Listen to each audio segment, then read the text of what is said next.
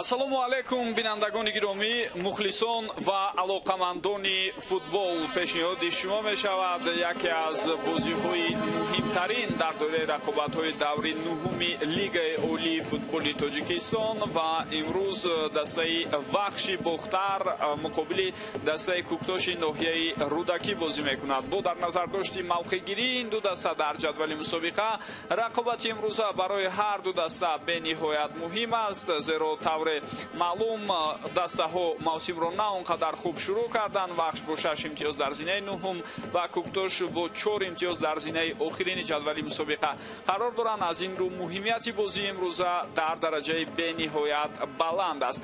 хуб дӯстони гиромӣ, барои мову шумо ҳайати доварони рақобати имрӯзаро муаррифӣ карданд. баъд аз чанд лаҳза ҳайатҳои мукаммали ҳар ду дастаро барои шумо шинос хоҳем кард ва тавре болотар гуфтем, имрӯз дастаи мизбон дар рақобати имрӯза дастаи вахши бохтар ба ҳисоб меравад. варзишгоҳи хонагии ин тим дар арафаи тайёршавӣ ба мавсими нав аст. таъмири куллӣ ҳам аз рӯи маълумотҳое ки мо дастрас кардем бояд вақтҳои наздик хотима ёбад ва аз ҳафтаҳои оянда сар карда дастаи вахш метавонад бозиҳоро дар хонаи худ дар варзишгоҳи пахтакори шаҳри бохтар қабул намояд. ҳайати асосӣ ва эҳтиётии дастаи вахшро барои мо шумо пешниҳод мекунанд. инҷо ба фарқ аз бозии даври гузашта баъзе аз тағйиротҳо ҳаст дар ҳайати даста ки баъд аз чанд лаҳза гуфта мегузарем.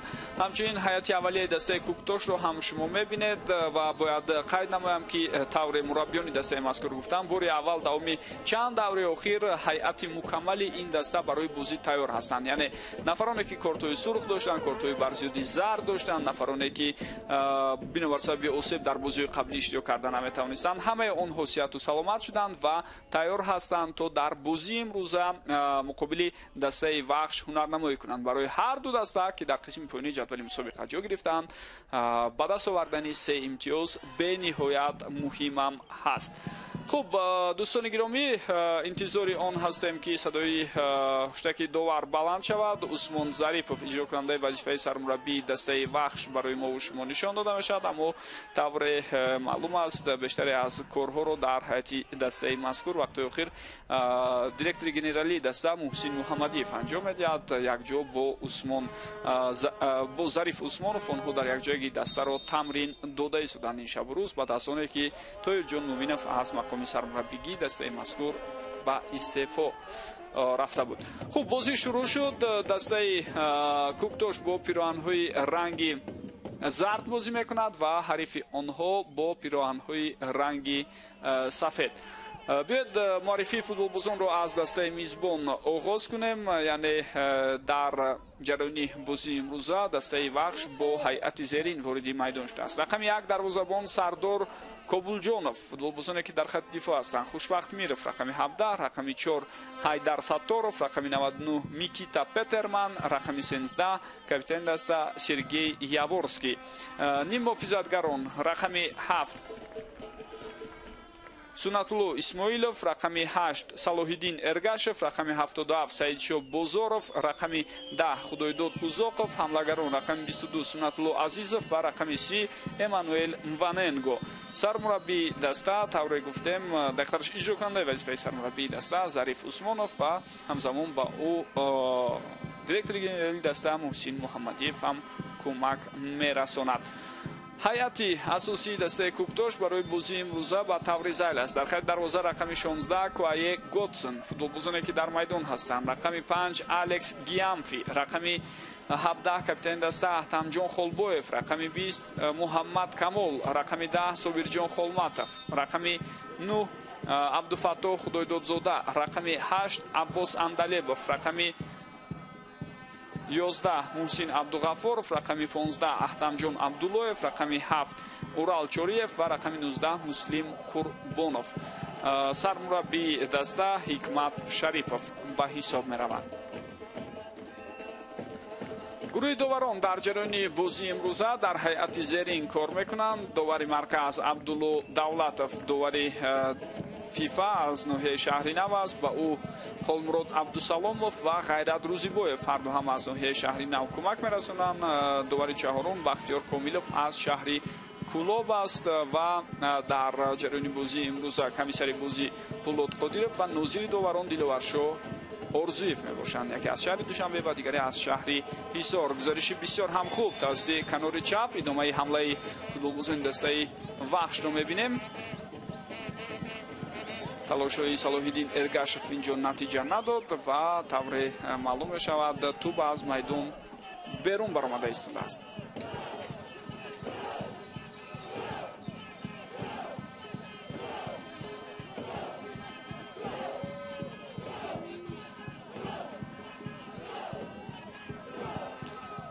پرتافت توپ رو می‌بینیم و اینجا تلاش هم برای اجرای ضربه بود. ضربه‌ای که با سر طور ما شما دیدیم خطا اجرا شد در همان لحظه. خوب دوستان گرامی، بازی‌های دوری مذکور در لیگ اولی فوتبال کشورمان دومی 3 روز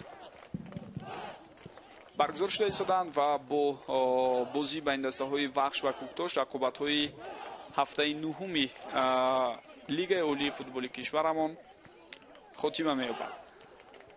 در این دور از روی نتیجه‌ای که به قید گرفته شد باید بگویم که دسته اسخط توانست در سفر مقابل برقچی حصار پیروزی را به دست آورد. این بازی اولین بود، 1-0. استرافشان و خوجند 1-1 با هم مساوی بازی کردند.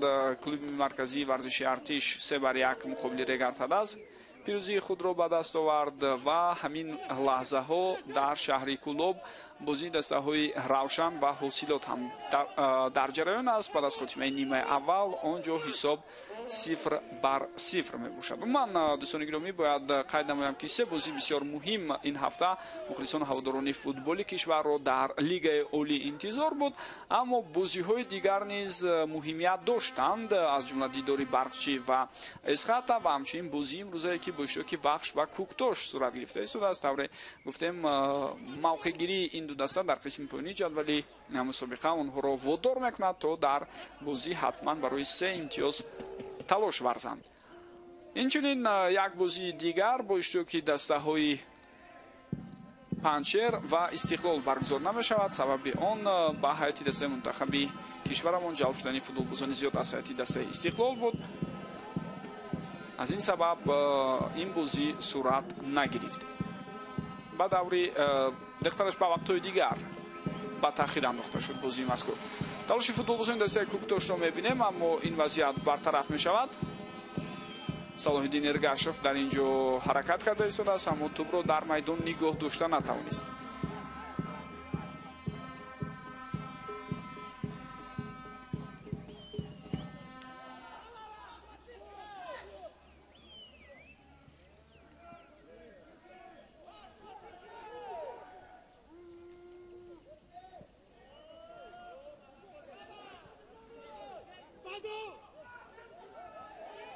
ویران شدن قاعده بازی در این حالت به نظر می رسد.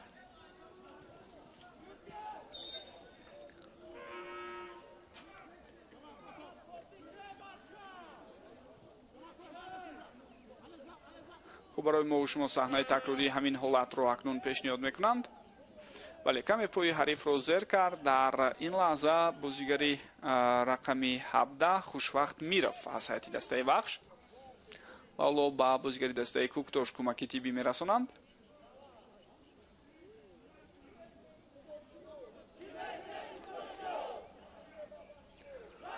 بازیگران لیگنری که از کشور اوکراین هستند در هیئت دسته وحش خیلی خوب در بازی ها اشتراک دارند. آنها 2 دفاعگری مرکزی، 2 ستون اساسی برای دسته وحش به حساب میروند. ولی بر این تجربه غنی هر دوی آنها اجازه میدهد تا با همدستهای جوان و کم تجربهشان در بسیاری از حالتها راهنمایی کنند. توپ از میدان بیرون شد. در این حالت طور دیدید کاپیتان دسته سرگئی یاورسکی توپ را از میدان بیرون کرد. او و میکیتا پترمن تجربه به نهایت غنی اشتراک در چمپیونات داخلی کشور اوکراین دارند و طور شما میدونید چمپیونات کشور اوکراین دومی 10 ساله اخیر یکی از بهترین ها در اروپا اعتراف میشد. البته با قطار 5 گونه بهترین ها نه، ولی معمولا ما در 10 گونه اول میدیدیم.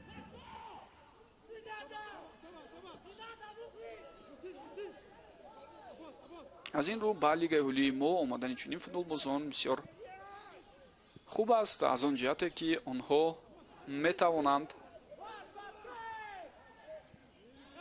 آن تجربه سطحی بلند فوتبال اروپایی که دارند به نمایش گذارند و همچنین برای همدستهای جوانی خود نمونه عبرت باشند. پرتافته که از کناری راست صورت گرفت، اینجا نتیجه نداد.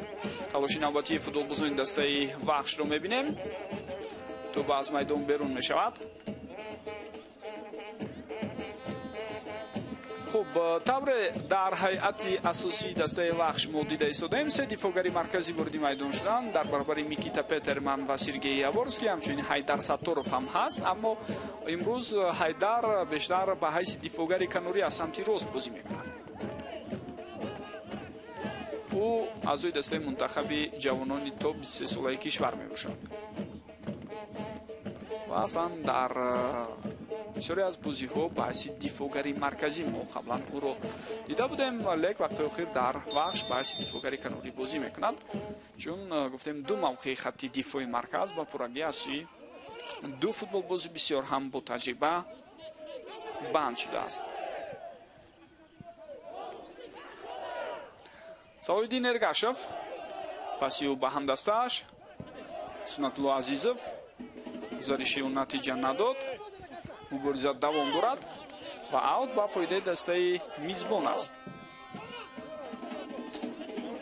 طول چند دوره اخیر بازی خود رو یعنی بازی خانگی خود رو دسته وحش در ورزشگاه مرکزی جمهوری شهری دوشنبه میگذراند تا اون زمانی که ورزشگاه خانگی آنها پورا آماده شود.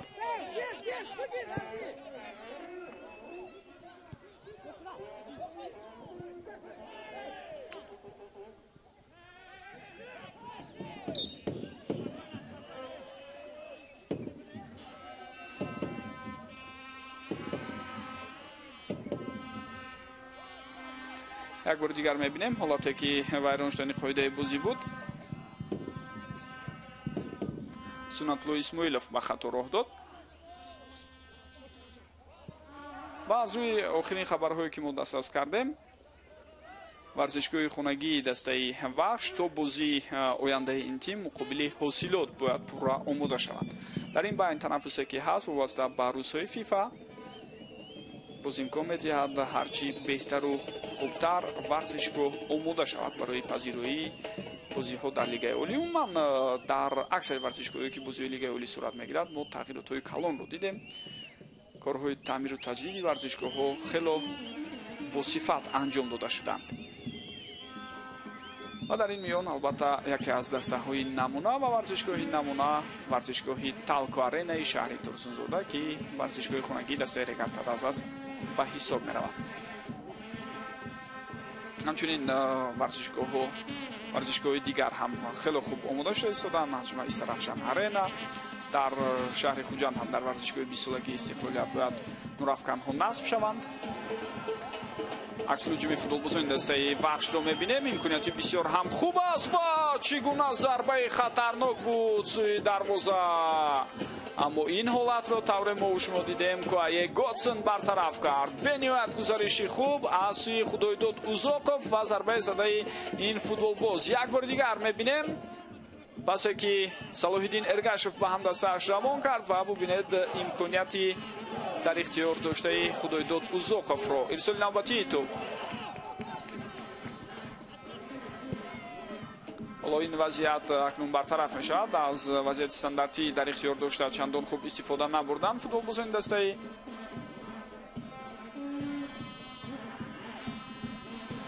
وحش. اکنون کوکتوش به هجوم گذاشته ایستاده است.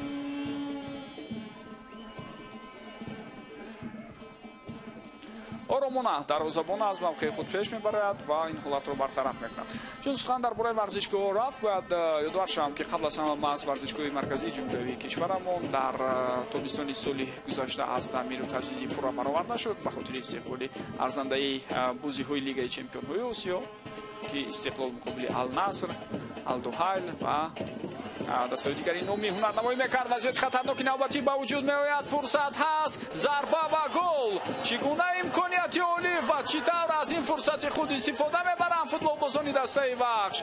حساب شده میشود در دقیقه 13 رقابت و طور ما شما دیدیم سنت الله عزیزов با زدن گل موفق شده است. این لحظه دوستان گرامی اصلا همون لحظه جالبیت در این بود که سنت الله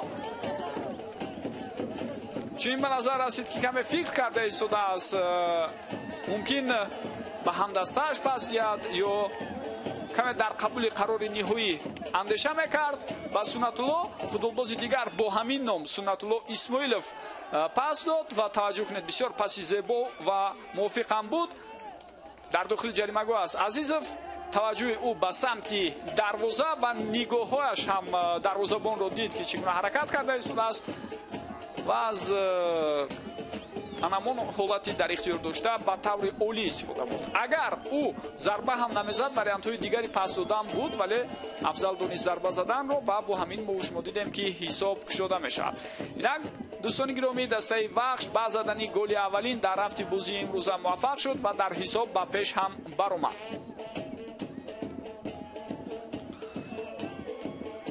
موضوع ورزشگاه رو من میخواستم با یک جمله دیگر جنبش کنم. ورزشگاه مرکزی شهری کلوب آرینا هم دوام یک سال اخیر از تعمیر و تجدید پورا برآورده شد. آنجا مانیتورهای بزرگ نصب گردیدند و نورافکن‌ها هم نصب شدند. انتظار می‌رود که این میدان هم امکان قبول بازی‌های بین‌المللی را پیدا می‌کند. حالتی که قاعده بازی ویران شد یک بار دیگر میتوانید ببینید. همین لحظه اشتباه از سوی خوشوقت میرفت دیده شد. وضعیت استانداردی با اشتراک فوتبالبازان دسته کوکتاش.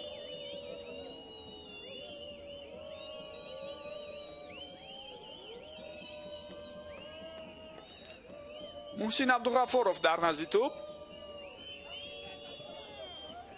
پرتافتی او نتیجه نمیدهد و این حالت را سرگئی یاورسکی برطرف میکند.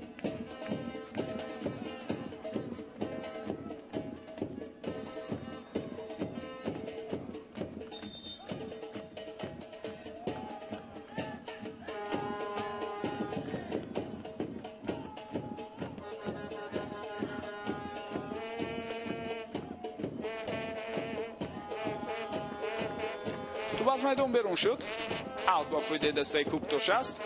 الکس گیامفی خطا توپ را از اوت با بازی می‌دارد. در نتیجه توپ به اختیار بازیگران دسته وخش گذشت.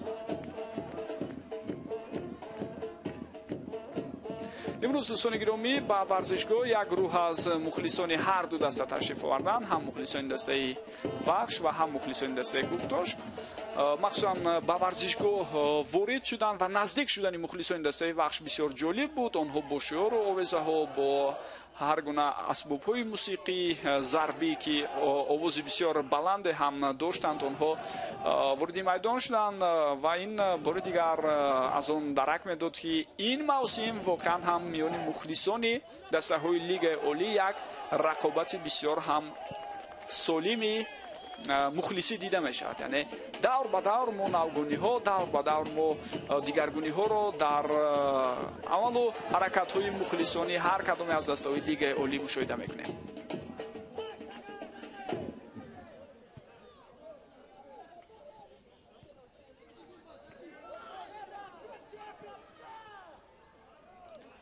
اوت با فایده دسته وخش است. حمله قبلی رو هم فکر دارم شما دیدید. وقتی بازیگرانی دسته وخش تلاش کردن باز یک امکانیت دیگر برایشان بود و این هم همون گروه مخلصان اشدی دسته وخش هستند که تقریبا 100 کیلومتر مسافه رو طی کرده تا شهر دوشنبه آمدن از شهر باختر و امروز دسته خود رو همه جونی به مخلصی و هواداری میکنند. امانوئل وننگو به خطا راه میدهد در مرکز میدان و ضد عباس اندلیبوف قاعده بازی رو ویران کرد.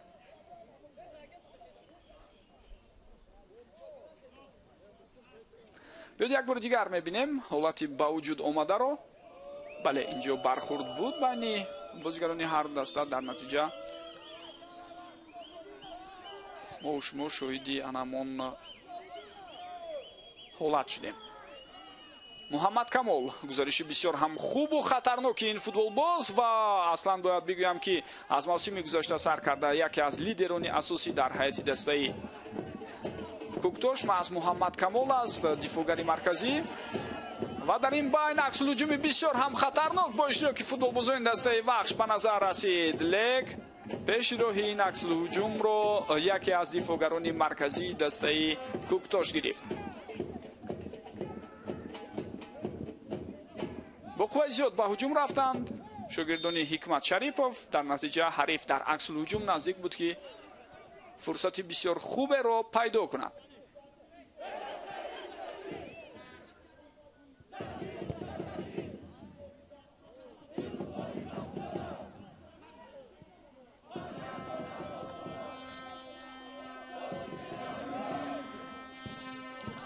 محسن عبدالغفورов پس به کنار چپ. عبدالفتاح خدایدادزاده کوشش میکند ارسال توپ را انجام دهد اما به نتیجه.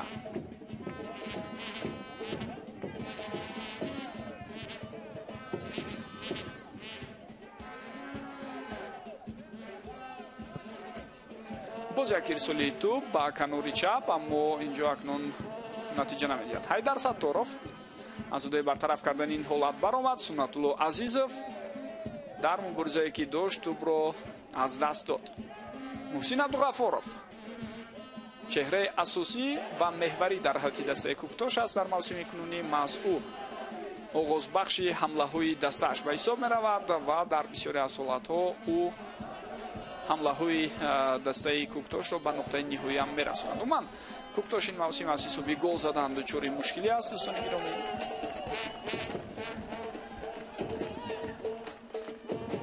و دسته است که بیشتر از همه به دروازه خود گل سر داده است.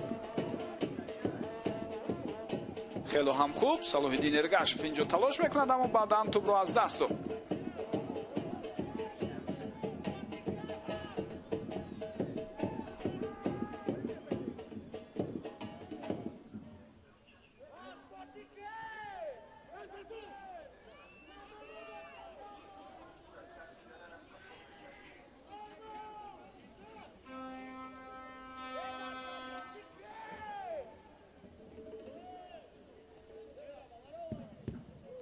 صابرجان خولماتov از اوت توپ را به بازی در آورده ایستاده است.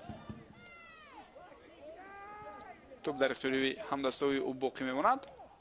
عبدالفتاح خدایدادزاده باز هم پس به محسن عبدالغفورov و محسن هنگام پس دادن اشتباه میکند. حیدر ستاروف پس او با همدستش اینجا ارسال توپ را از سوی سنت‌الله عزیزов دیدیم راست به آن موقعی که کشوده میشد هجوم کننده مرکزی دسته وحش امانوئل وننگو ارسال توپ صورت گرفت ولی طور دیدید دروازه‌بان پیش دستی کرد. اینجا باشد افساید وجود داشت.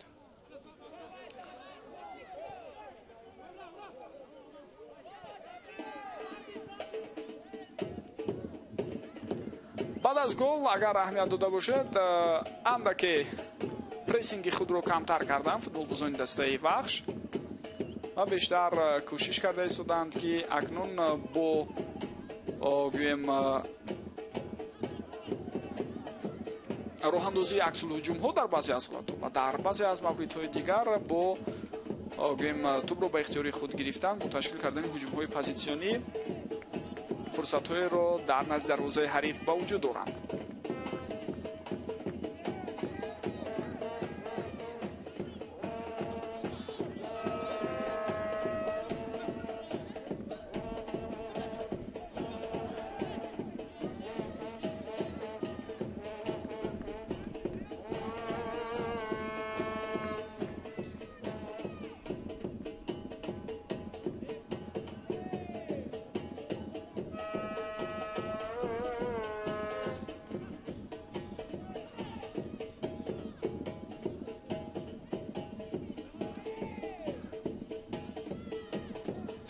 قاعده بازی ویران شد بر مقابل سرگئی یاورسکی.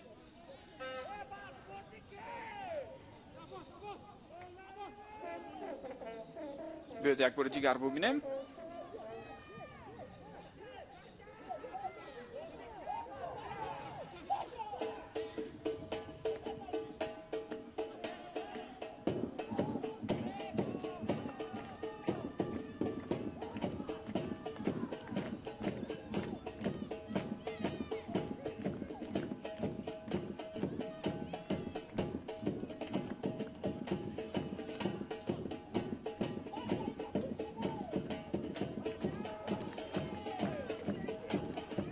партофти навбати ту боз ҳам ба самти Эммануэл Ваненго. фишори ӯ сӯи дарвозаи ҳариф давом дорад ва бубинед дар ҳамин прессинг чӣ натиҷа дода истодааст. тӯбро дар наздикии ҷаримагоҳи ҳариф вахш ба дасти худ мегирад.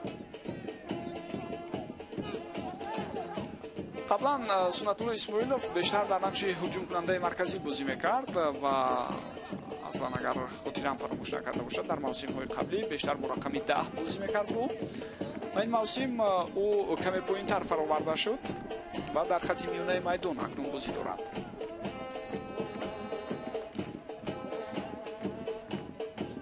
хело имконияти хуби навбатӣ метавонад ба вуҷуд ояд. Эммануэл Ваненго ва чӣ гуна аз ин фурсат истифода бурда наметавонад. хуб довар ҳоло ба назди футболбози дастаи Кӯктош омадааст. Муҳаммад Камол ҳамчунин боз як футболбози дигари дастаи мазкур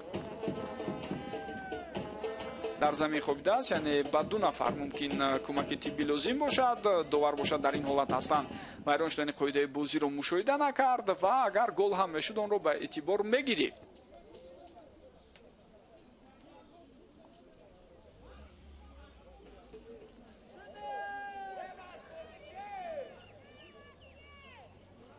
хуб аз эҳтимол дур нест ки бо дар назар дошти он ки акнун тобистон ҳам фаро расид ва дамои ҳаво нисбатан гармтар шудааст, ҳоло дар рафти қисми якум 1 дақиқа вақт барои обнӯшӣ ҳам ҷудо карда шавад, зеро дирӯз мо дар рафти бозӣ байни дастаҳои клуби марказии варзиши Артиш ва Регар Талас ҳамин гуна ҳолатро дар қисми аввал дидем. онҷо ҳам бозӣ дар майдони сунъӣ дар варзишгоҳи шаҳри Ҳисор барпо шуда буд.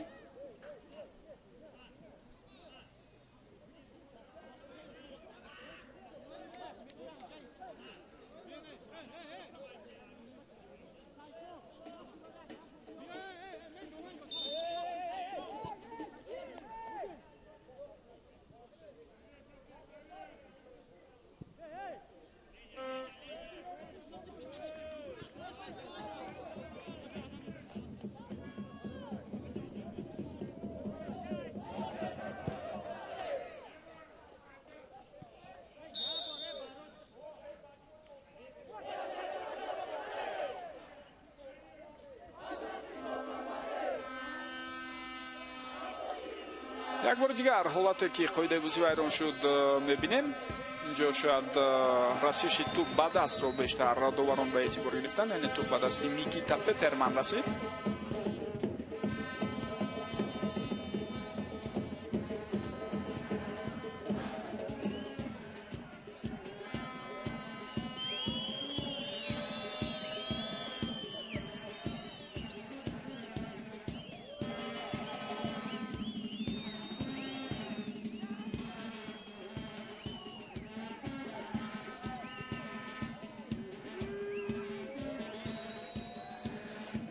ҳафтаи гузашта дастаи вахш меҳмони Эсхата шуда буд ва дар ҳамон бозӣ 1-0 дучори бохт гардид.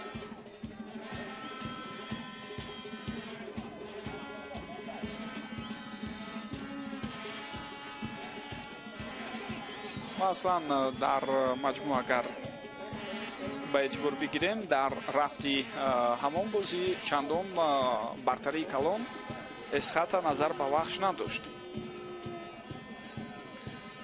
вале ба фарқ аз бозии қаблӣ дар ҳайати асосии дастаи вахш имрӯз мо дарвозабони эронии ин тимро намебинем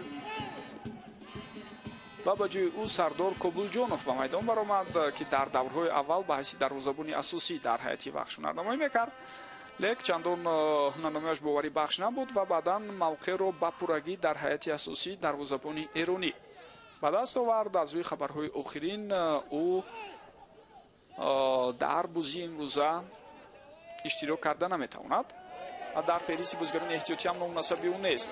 ҳоло фурсати навбатӣ барои ташкил кардани аксилҳуҷум барои бозигарони дастаи вахш. Худоидод Узоқов пас медиҳад ба ҳамдастааш. зарбае ки аз масофаи дур буд ва бисёр ҳам хатарнок. Салоҳиддин Эргашев зарбаро иҷро кард. талоши навбатии футболбозони дастаи вахшро диданамон мумкин буд агар онҳо беҳтар тӯбро дар ихтиёри худ нигоҳ медоштанд дар ҳамон лаҳза. фурсатҳои хуб ва имкониятҳои зарурӣ дар назди дарвозаи вахш با وجود آمد در نزد دروازه کوکتوش دقیق‌ترش با وجود آمده ایستاده است و بخش از نگاه بازی از نگاه امکانیت‌ها برتری دارد در برابر حریف خود. لیک تو همین لحظه تنها یک دفعه به زدن گل موفق شدند.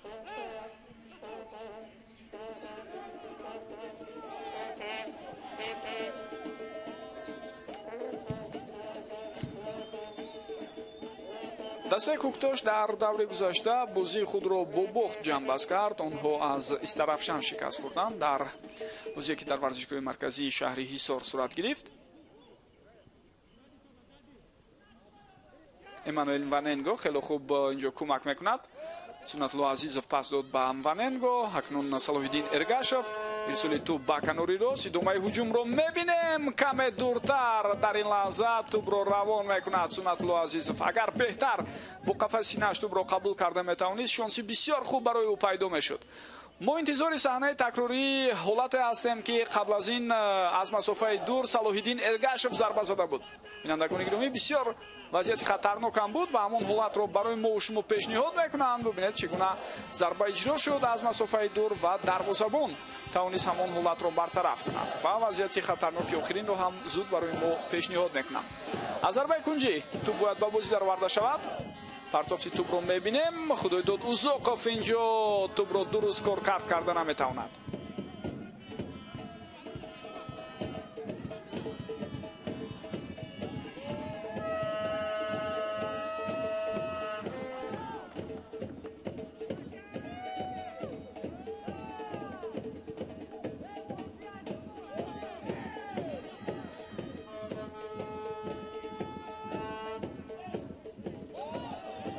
عزیزов پسیو اگر باز هم کمی با سرعت‌تر پس داده میتوانست شاید امکانیتی بهتری به وجود می اومد.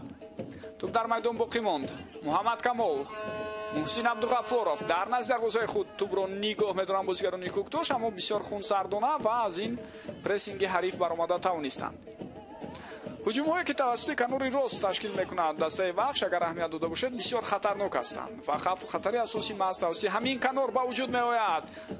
سنت‌الله اسماعیلوف پسی او را می‌بینیم یا نه گزارشی او اکنون ارسال توپ و چگونه در این حالت فرصت از دست می‌رود. امانوئل واننگو انتظار نبود شاید همین گونه پرتافت را از هم دستش و بیشتر بعد از گزارش بسیار خوبی سنت‌الله اسماعیلوف شاید او هم منتظر ضربه مستقیم او سوی دروازه بود. یک بار دیگر باید ببینیم همین حالت را.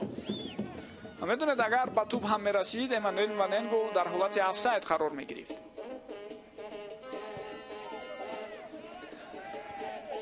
خب بار دیگر من گفته میگذارم که در بازی با استرافشان یک بر صفر کوکتوش دچار شکست شد. آنجا گلی یگانه در دقیقه 75 از سوی جسور حسنов به هدف رسانیده شد. اصلا در رفت بازی کوکتوش امکانیت‌های خوب داشت و بازیش چندان بد نبود.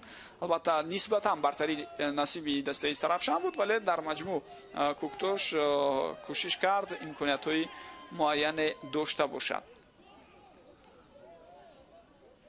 و اگر ما با نتیجه آخرین دسته کوکتوش توجه کنیم پس میبینیم که پای در هم ناکامی ها دنبالگیری این دسته شده است. این تیم همگی 4 امتیاز دارد، 3 گل به دروازه حریفان زده است و 19 گل به دروازه خود سر داده است. تناسبی از همه زیادی منفی گل های زده و سر داده شده را ما از کوکتوش دارد که اکنون طرح 16 گل را تشکیل میدهد.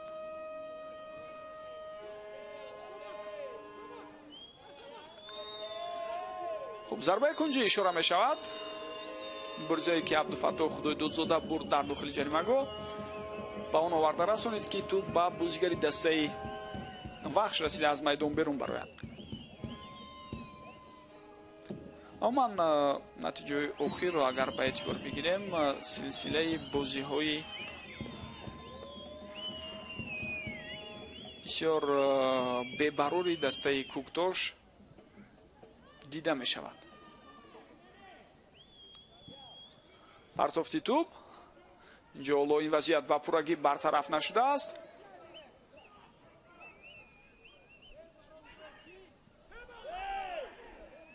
خیلی خوب توانستند این وضعیت رو برطرف کنند بازیگران دسته وحش و اکنون خودشان به حمله میگذارند. صلاح‌الدین ارگاشov کمی نفهمی بین او و خدای دودزاقوف، اما به هر حال توپ در اختیار дастаи мазкур боқӣ монд.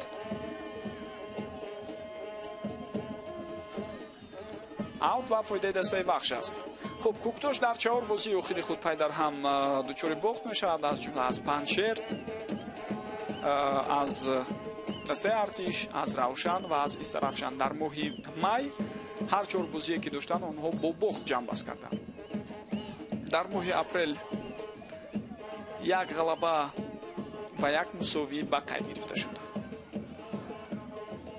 ирсоли тӯбро мебинем, вазъияти бисёр ҳам хатарнок аст ва инак дӯстони гиромӣ ҳисоб баробар мешавад. дар оғози дақиқаи 34-уми рақобат ҳисоб 1-1 аст ва тавре мо шумо дида истодаем Қурбонов ба задани гол муваффақ шуд. бозигари рақами 19 ирсоли тӯб бошад аз канори рост бениҳоят хуб иҷро гардид. бисёр партофти муносибро Абдуфаттоҳ Худойдодзода иҷро кард. футболбозе ки дар канори чап муваффақ нашуд, баъдан маҷбур шуд канори худро иваз кунад.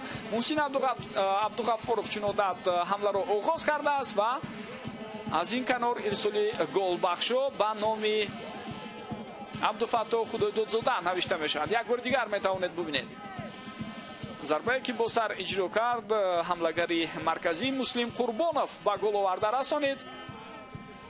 ин футболбоз ҳам дар рақобатҳои қаблӣ иштирок намекард ва инак ба саф баргаштааст ва дар рафти бозии имрӯза ба задани гол муваффақ шуд.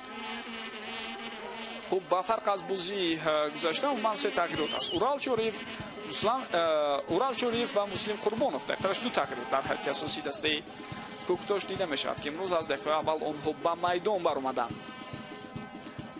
хуб, дар баробари мухлисони дастаи вахш гурӯҳи мухлисони ашаддии Куктош ҳам дар варзишгоҳ ҳастанд ва аллакай бубинед онҳо баъд аз гол чӣ гуна табли шодӣ мезананд, хурсандӣ мекунанд. илова бар ин бо гӯем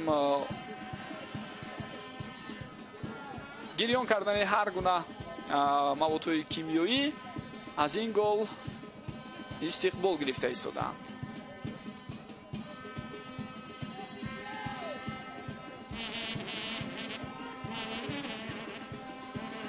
Ҳайдар Сатторов тӯбро нигоҳ медорад ва акнун аз назди ҷаримагоҳи худ дур мекунад.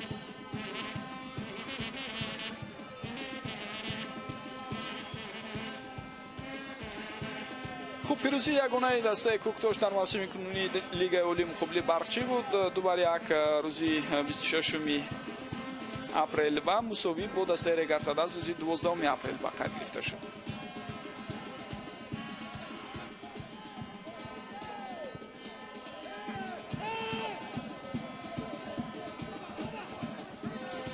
дастаи вахш баъд аз нобарориҳое ки дар ибтидои мавсим буд, яъне 3 бохти пай дар ҳам, дар бозии 4-уми худ муқобили Панчер пирӯз шуд 1-0. баъд аз он боз ҳам бохт аз дастаи Артиш, сипас пирӯзии калон ва то ҷои ғайриинтизор муқобили дастаи Равшан бо ҳисоби 3-0 ва баъд аз он дар 2 бозии дигар боз ҳам бохтҳои пай дар ҳам аз Истарафшан дар сафар 2-1 ва ҳамчунин аз Эсхата 1-0. дар ин муддат дастаи вахш дар 2 бозие ки дар вилояти Суғд доир кард дар шаҳри Гулистон боқӣ монд ва тайёрӣ дид барои иштирок дар бозии муқобили дастаи Эсхата ва баъд аз анҷоми 2 бозии худ аз вилояти Суғд онҳо баргаштанд. Ваненго партофти тӯб ба сӯи ӯ, имконияти навбатӣ мумкин ба вуҷуд ояд. Сунатулло Азизов пас медиҳад, зарбаро ҳам мебинем, аммо на он қадар хатарнок буд ин зарбае ки Эммануэл Ваненго иҷро кард.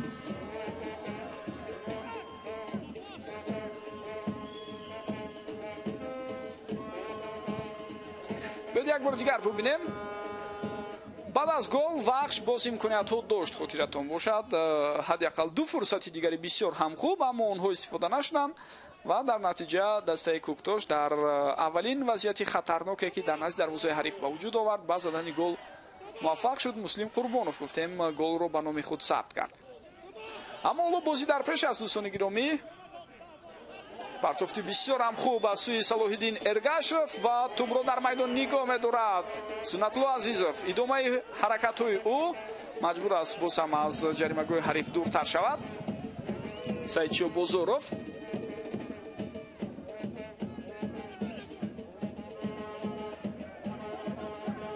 Яворский. پس میدید با همدسته‌های خود و اینجا اکنون بازیگران دسته وحش مجبور میشوند باز هم با خطی دیفاع توپ رو باز پس گردانند. خوشبخت میرفت.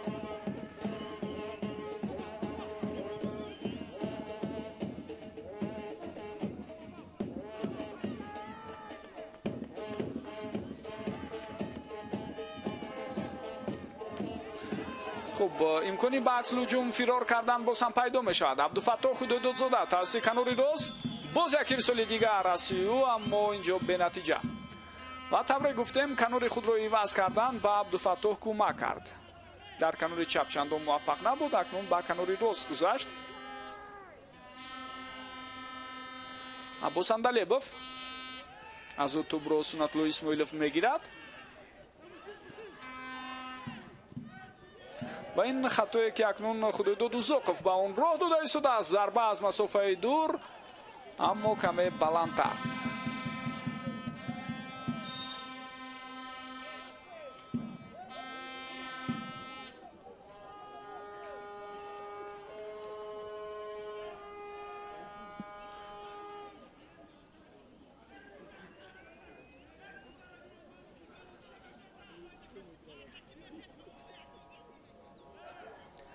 بیاید یک بار دیگر همین حالت رو ببینیم، یعنی ضربه که از مسافه دور اجرا شد هم بلند و هم نوانیق بود. خب با عبدالفتاح خوددادزاده کمک تیبی میرسانند.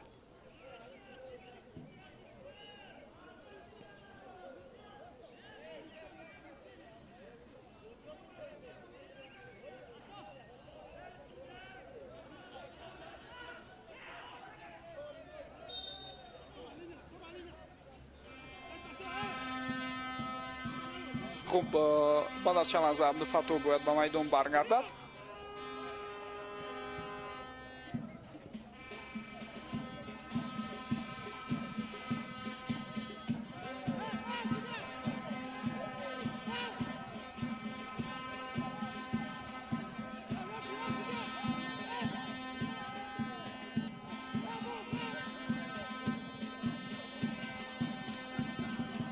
سرگئی یاورسکی او تجربه بین‌نهایت غنی دارد و همزمان میتواند با پرتافت‌های بسیار دقیق خود حمله ها را آغاز بخشد.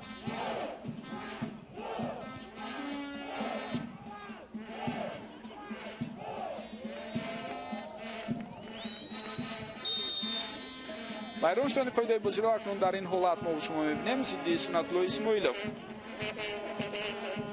محسن عبدالغفارов با ویران کردن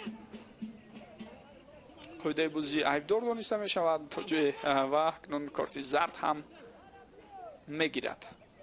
نفهمی جدی نیست بین فوتبال بازان. از حریف خود عذر پرسید محسن عبدالغفارov ولی کارت زرد رو گرفت.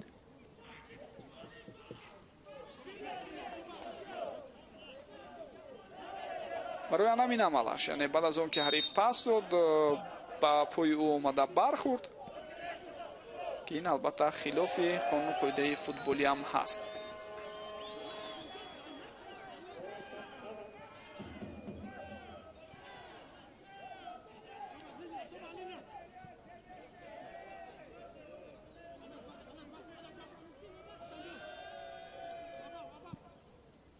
پس بسیار خوب توسط مرکز ادامه هجوم رو میبینیم.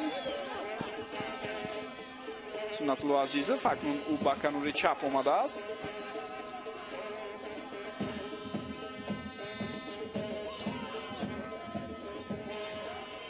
و تلاش نوبتی بازیگران وحش نتیجه نداد. سرگئی یاورسکی پیش رو این حمله رو گرفت. صلاح‌الدین خیلی هم زیبا بازی میکند در مرکزی میدان و علاوه بر این فینت مشهور زین‌الدین زیدان رو هم تکرار میکند. خیلی خوب گزارش سنت‌الله عزیزов. پس او افتید و بعدا از صلاح‌الدین هم توپ رو گرفتند.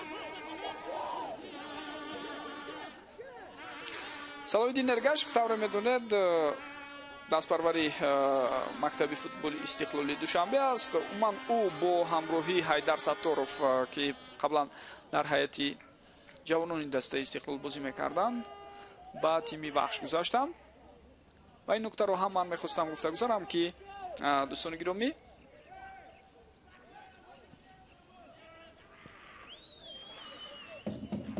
дар мавсими кунунӣ як қатор аз дастпарварони мактаби футболи истиқлоли душанбе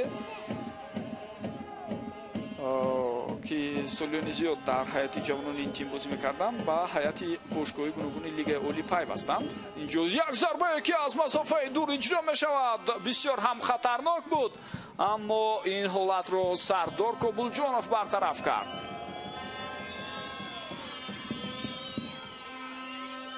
биёед як бори дигар бубинем. Аббос Андалебов зарбаро зад. бисёр ҳам зарбаи хатарнок ва дақиқ. ин монанд буд ба намон зарбае ки аз масофаи дур Шерзод Маҳмадиев нимофизатгари дастаи Регар Тадас дар бозии даври якум муқобили Вахш иҷро карда буд ва он зарба ба гол оварда расонида буд, хотиратон бошад. ва дар ҳамон бозӣ ҳам дар хати дарозаи дастаи Вахш Сардор Кобулҷонов бозӣ мекард.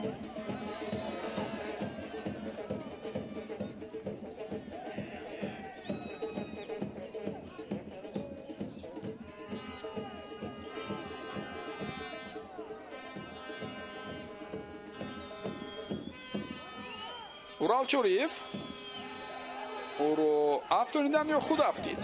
чиз акнун ҳоло шояд баъдан мавриди таҳлилу баррасӣ қарор мегирад, чун футболбозони дастаи Вахш баъд аз тӯбрабоие ки доштанд ҳуҷуми навбатии худро мехоҳанд ба роҳ монанд. Сунатулло Исмоилов паси ӯ ба ҳамдастааш идомаи ҳамларо мебинем. Худойдод Узоқов пас медиҳад ба Азизов. партофти бисёр ҳам хатарнок, аммо Муҳаммад Камол тавонист бо садгузории олӣ ин вазъиятро бартараф кунад, вале мавҷи дуюми ҳуҷум бо иштироки футболбозони дастаи Вахш бояд давом ёбад ва дар ин ҳолат акнун бубинед ба қафо баргаштани Абдуфаттоҳ Худойдодзода чӣ гуна кӯмак мекунад то ин вазъияти хатарнок бартараф шавад.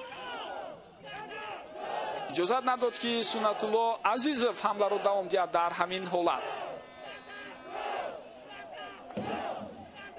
бисёр ҳолати мураккаб ҳам буд. ин ҳамон лаҳзае ки аз Урал Чориев тӯбро гирифт Хушвақт Миров такроран барои мо шумо намон бархурдро ҳам пешниҳод карданд ва доварон дар ҳамон лаҳза тавре гуфтем ягон қоида вайронкуниро мушоҳида накарданд. 4 дақиқа вақт илова мешавад.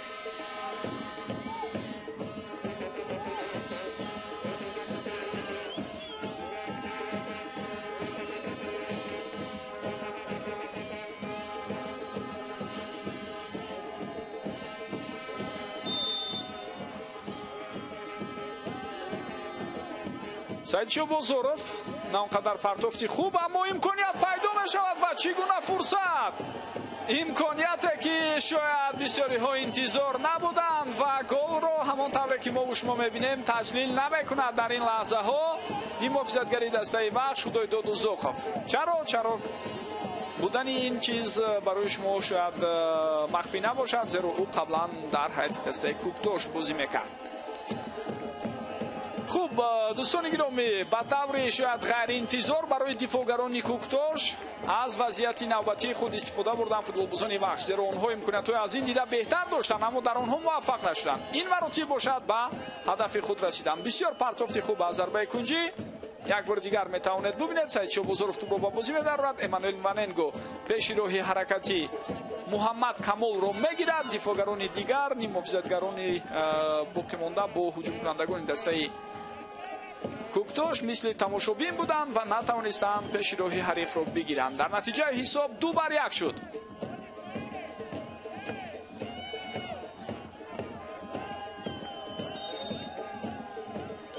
дар 4 дақиқа вақти илова шуда аллакай мо шоҳиди як гол мешавем. дар дақиқаи 2 илова гардида ба ин тартиб агар хато накунам гол сабт мешавад ва ҳисоб 2-1. аз ҳисоби имкониятҳо албатта Вахш беҳтар буд назар ба дастаи Куктош дар тамоми рафти бозӣ, вале фурсатҳои голзании худро қаблан онҳо истифода накарда буданд.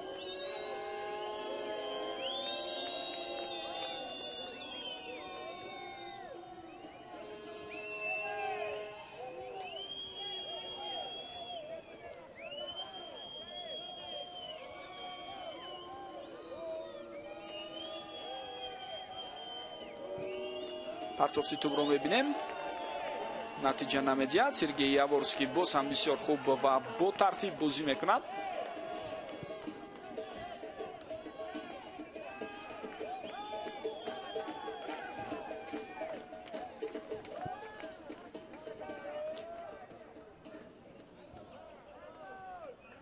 тӯб аз майдон берун шуд. ва аз 4 дақиқа вақти илова шуда 3 дақиқаи он аллакай хотима ёфтааст. 1 дақиқаи дигар боқӣ монд.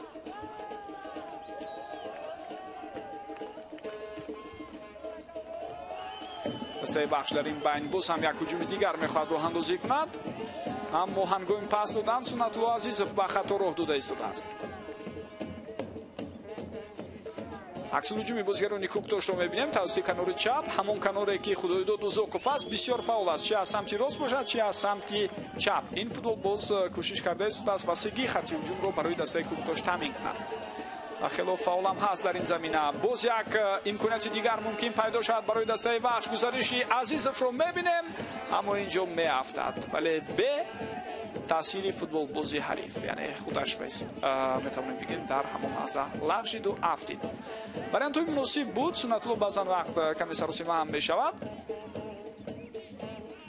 او کمی با دقت‌تر اگر باشد باز میتواند هم خود و هم دستایش رو برای رسیدن به پیروزی در بازی امروز کمکی زیادی رساند. صلاح‌الدین ارگاشев довар шуд, иҷозат медиҳад барои ташкил кардани боз як ҳуҷуми дигар. Азизов партофти тӯб аз сӯи ӯ ва чӣ гуна шонс аст акнун барои Эммануэл Мваненго, вале ин имкониятро ҳам футболбози мазкур истифода бурда натавонист. бисёр бозии хуб, ҷолиб, ҳуҷумкор ва диданиро ҳар ду даста пешниҳод карданд. андаке бартари насиби дастаи бахш буд ва онҳо аз рӯи адолат ҳам ҳаст ки дар ҳисоб пешсаф ҳастанд дар ҷараёни нимаи аввал. бо ҳамин қисми якум ҷамъбаст шуд ҳисоб 2-1 ба фоидаи дастаи бахш аст дар бозии даври нуҳуми лигаи олӣ дар мавсими 2024. баъд аз танаффус бармегардем.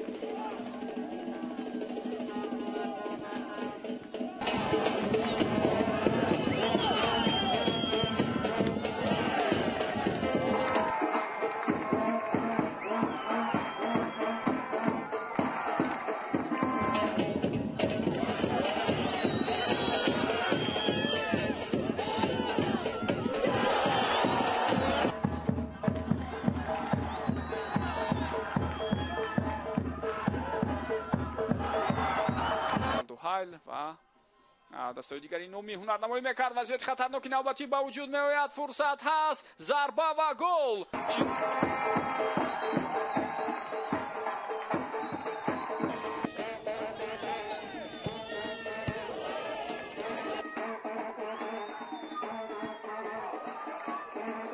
و یک مساوی به قید گرفته شد. ارسال توپ رو میبینیم. وضعیت بسیار هم خطرناک است.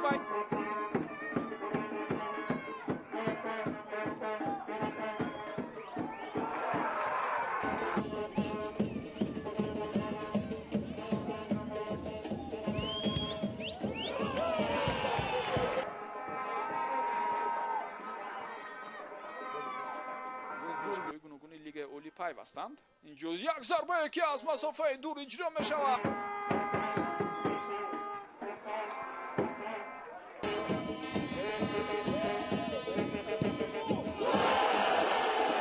سعید بازارف نه اونقدر پرتافتی خوب، اما امکانیت پیدا می شود و چگونه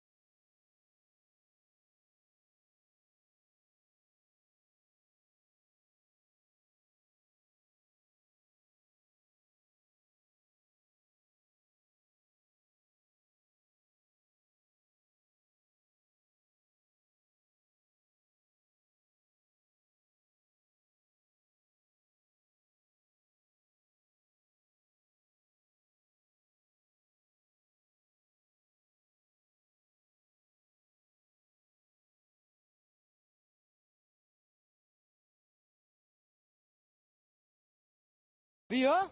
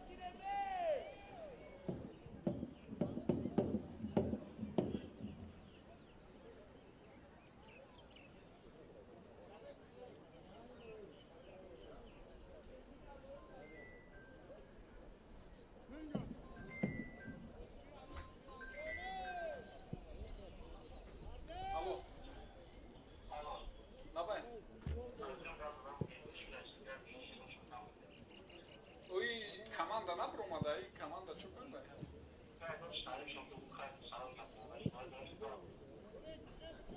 Оз Мария, каси тарафтар даёс.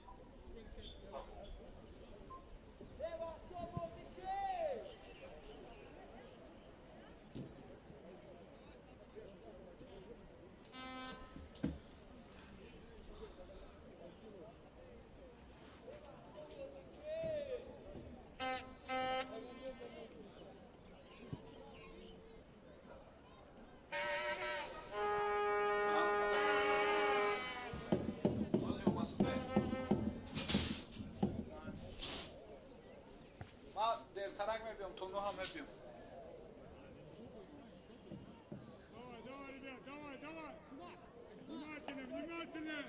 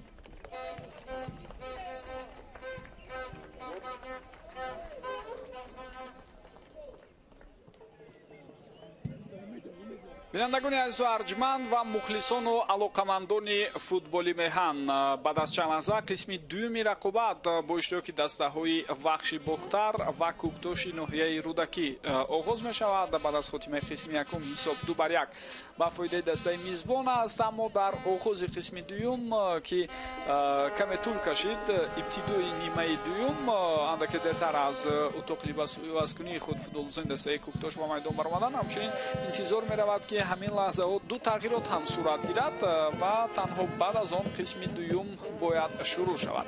хуб, инак футболбозоне ки иваз карда мешаванд, аз курсии бозигарони эҳтиётӣ тавре мо мебинем рақами 6 Муҳаммад Саломзода, ба ҷои Урал Чориев рақами 7 ба майдон мебарояд ва бозигари дигар бо рақами 14 вориди майдон шуд. Ин Шарифҷони Мансур аст, ӯ ба ҷои Абдуфаттоҳ Худойдодзода вориди майдон гардид. рости сабаби ивази Урал Чориев шояд фаҳмо ҳам ҳаст, зеро ӯ дар қисми якум чандон намоён набуд, вале сабаби ивази Абдуфаттоҳ каме гӯем норӯшан боқӣ мемонад, зеро яке аз беҳтарин бозигарони дастаи Куктош дар нимаи якум маҳсуб буд, лекин футболбоз мумкин аст баъд аз ҳамон осебҳое ки каме гирифт дар қисми якум ва ба ӯ кӯмаки тиббиам расонидан, шояд барои нимаи дуюм омода набуд, аз ин хотир вориди майдон нашудааст ин футболбоз. хуб, қисми дуюм шурӯъ мешавад. Биёед бори дигар ҳайатҳоро ба хотир орем ва шурӯъ мекунем аз дастаи мизбон, дастаи Вахши шаҳри Бохтар. ҳуҷуми футболбозони дастаи Куктош буд. Инҷо бисёр вазъияти хатарнокам ҳаст, аммо тавре дидед Муслим Қурбонов аз ин имконият истифода бурда натавонист. Сардор Кобулҷонов дар хати дарвозаи дастаи мазкур мебошад, яъне дар ҳайати дастаи Вахш. умуман дар ин тим ҳоло дар оғози қисми дуюм тағйирот нест. футболбозони хати дифоъ Хушбахт Миров, Ҳайдар Сатторов аз ду канорҳо, дар марказ Микита Петерман ва Сергей Яворский ҳастанд. дар хати ним муҳофиза Сунатулло Исмоилов, Салоҳиддин Эргашев бозӣ доранд бо ҳамроҳии Саидшоҳ Бозоров ва Худойдод Узоқов. ду нафар ҳамлагарони даста Сунатулло Азизов ва Эммануэл Мваненго ҳастанд. сармураббии дастаи мазкур айни замон албатта нест, яъне дар назар дорам бидуни сармураббӣ бозӣ карда истодааст дар даврҳои охир Вахш, вале иҷрокунандаи вазифаи сармураббии даста Зариф Усмонов ба ҳисоб меравад ва ҳамзамон ба ӯ албатта директори генералии даста Муҳсин Муҳаммадиев ҳам кӯмак расонида истодааст. ҳуҷуми навбатии хатарнокро бо иштироки футболбозони дастаи Вахш дидем, аммо ин ҳуҷуми онҳо бебарор хотима ёфт. акнун биёед дар бораи ҳайати дастаи Куктош гуфта гузарем. дар хати дарвоза Куае Готсон аст, футболбозоне ки дар хати дифоъ ҳастанд Алекс Гиамфи, Аҳтам Холбоев, Муҳаммад Камол, Собирҷон Холматов. дар хати ним муҳофиза Аббос Андалебов, Муҳсин Абдуғафоров, Аҳтамҷон Абдуллоев ва ҳамчунин Муҳаммад Саломзода акнун ба ҷои Абдуфаттоҳ Худойдодзода бозӣ мекунад. ҳамлагарон Муслим Қурбонов ва Шарифҷони Мансур ҳастанд. дар қисми якум голи ҷавобии футболбозони дастаи Куктошро маҳз Муслим Қурбонов ба ҳадаф расонда буд. Ваненго то ба охир талош мекунад ва инҷо қоидаи бозӣ вайрон шуд. довар Абдулло Давлатов аст. дар рафти рақобати имрӯза дар қисми якум танҳо як дафъа ӯ маҷбур шуд корти зард нишон диҳад. дигар ҳолатҳои баҳсноки ҷиддӣ ба вуқӯъ напаймастанд. хатои Шарифҷони Мансурро шумо ҳам дидед ва вазъияти стандартӣ ба фоидаи дастаи Вахш аст. голҳои дастаи Вахшро дар қисми якум Сунатулло Азизов ва ҳамчунин Худойдод Узоқов ба ҳадаф расонд. ман имкониятҳои голзанӣ зиёдтар буд ба фоидаи Вахш, аммо онҳо ду дафъа ба дарвозаи ҳариф гол зада тавонистанд дар нимаи аввал.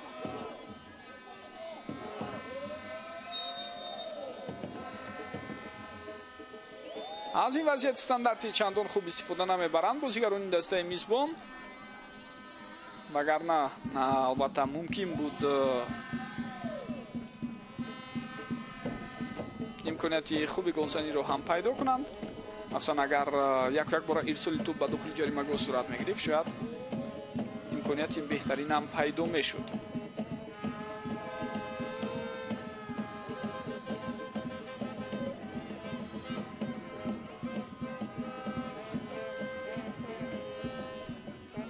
вазъияти хатарнок аст акнун бо иштироки бозигарони дастаи Куктош ва баъд аз шурӯи қисми дуюм ин аллакай дуюмин вазъияти хатарноке мебошад ки бозигарони дастаи Куктош ба вуҷуд оварда истодаанд. биёед як бори дигар бубинем. ирсоли тӯб сурат гирифт ва зарбае ки бо сар иҷро кард Муслим Қурбонов барои дарвозабони ҳариф Сардор Кобулҷонов он қадар мушкил набуд ва Кобулҷонов аз удаи бартараф кардани ҳамон зарба баромад.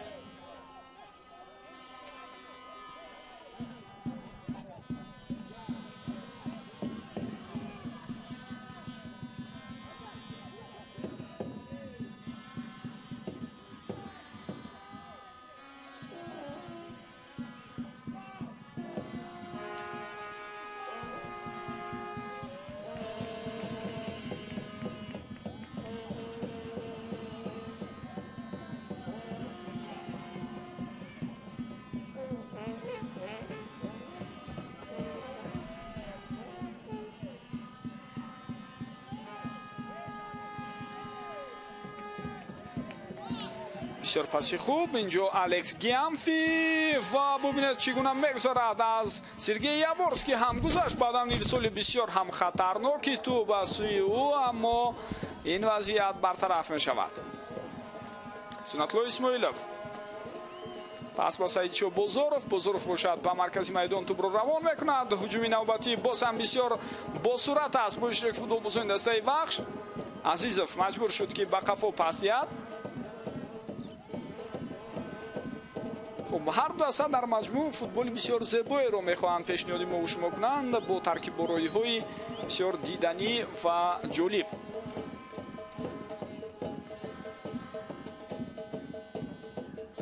وننگو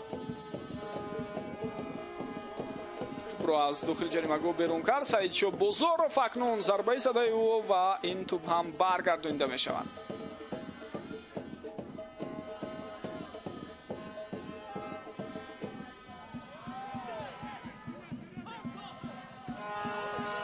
پاسی بسیار هم خطرناک بود اینجا و وضعیتی بسیار خوب است، اما چگونه در این حالت از فرصتی داشته خود فوتبال بازان کوکتاش استفاده کردن نمیتوانند.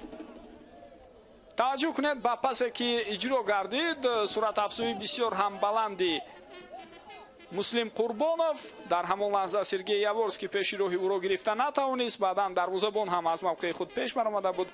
از این خطای دسته بخش بازیگران کوکتاش ثمرناک استفاده کردن نتوانستند، مخصوصا صابرجان خولمتوف در همان لحظه ضربه را کاملا خطا سوی دروازه حریف اجرا کرد.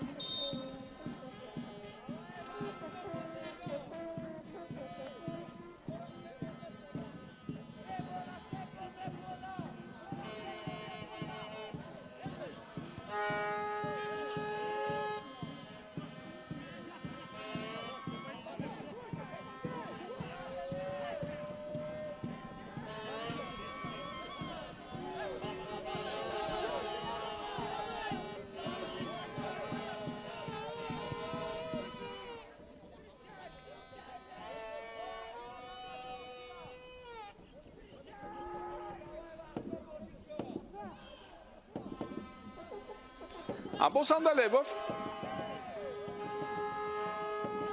محمد کمال، محسن عبدالغفورов گزارشی او رو میبینیم. با تنهایی اینجا حرکت های محسن عبدالغفورov اما نتیجه نداد.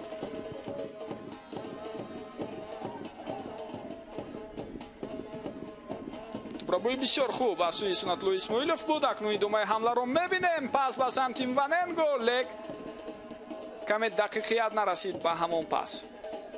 با تو فوتبال بازان کوکتاش هستند، از این سبب داور قاعده ویرانکنی رو به اعتبار نگرفت و اجازه داد که هجوم دوام یابد.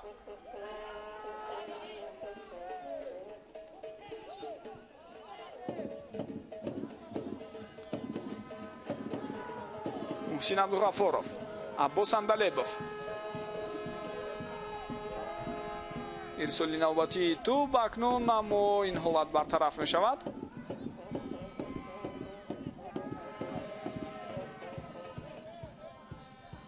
خیلی زیبا اینجا حرکت میکند شریف جانی منصور و ببینید که چگونه از بازیگران حریف پای در هم میگذارد، اما در آخر آمده توپ را از دست داد. محمد کمال، پاسیو محمد سلامزاده، ارسالی نوبتی توپ به کناری راست و وضعیت خطرناک است. چگونه فرصت از دست می رود. اینجا امکانیت که تقریبا 100% بود، تقریبا 100%. یک بار دیگر بیاید ببینید اینجا عموما افساید نیست. تو از دفاعگران مرکزی دسته وخش هم گذشت. سرگی یاورسکی هم نتوانست پیش روی این پرتافت رو بگیرد. خب در این لحظه ویران شدن قاعده بازی دیده نمیشد، چون خودش ما دیده است که بعد از توپ رو از دست دادن محسن عبدالغفورov افتید و شانس نوبتی بسیار خوب رو در حالت قبلی طور ما گفتیم مسلم قربانوف از دست داد. اینجا ویران شدن قاعده بازی و کارت زرد به امانوئل وننگو.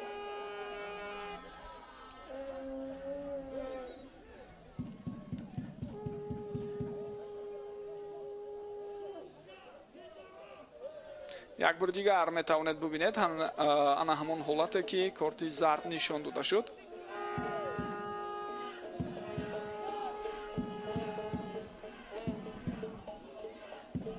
خب در حیاتی دسته وحش ایوازی فوتبالبازان حالا باید صورت گیرد. شاید تنها یک نفر ایواز می شود. خیریدین турахонов ҳамлагар рақами 11 барои баромадан ба майдон тайёрӣ мебинад. На, медонед ба ҳар ҳол ду нафар иваз мешаванд. нафари дигар мухторҷон ортиқов аст, рақами 25.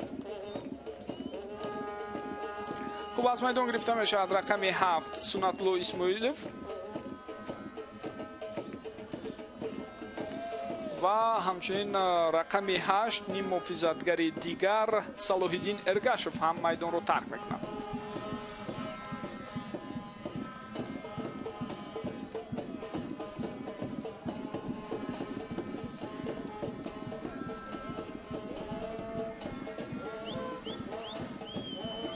خب با همین دو تغییرات در حیاتی دسته وحش اکنون به نظر می رسد.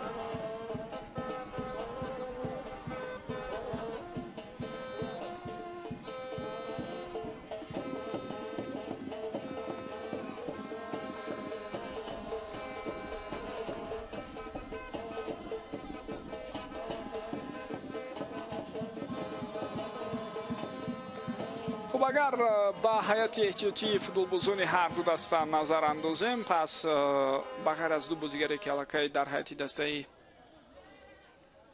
وحش و همچنین دو فوتبالبازی که از حیات احتیاطی دسته کوکتاش به میدان برآمدند، باز در کرسی فوتبالبازان احتیاطی دسته بازیگرانی هستند که امکانی برآمدن به میدان رو دارند.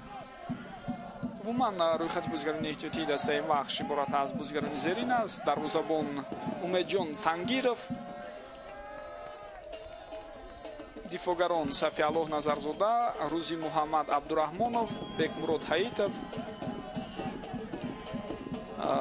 نیم محافظتگران فردوس علی نظرов و محمد میربابویف. در حیات احتیاطی دسته کوکتاش باشد دروازه‌بان равшан содиров، дифоъгарон наврӯз бобоев، табрез азимзода, исмоил алимардонов ним муҳофизатгар, ҳамчунин ним муҳофизатгари дигар мизроб усмонов ва ҳамлагар шоҳимардон ҳасанов боқӣ мондаанд. дар наздики ҷаримагоҳи худ ба хато роҳ доданд футболбозони дастаи вахш. қоидаи бозӣ инҷо вайрон шуд аз сӯи Микита Петерман ва тавре мебинед бисёр вазъияти стандарти ҷиддӣ ҳам ҳамин лаҳзаҳо дар ихтиёри бозигарони дастаи куктош аст. хуб, ҳастанд футболбозоне ки метавонанд аз ин нуқта зарбаҳоро рост иҷро кунанд.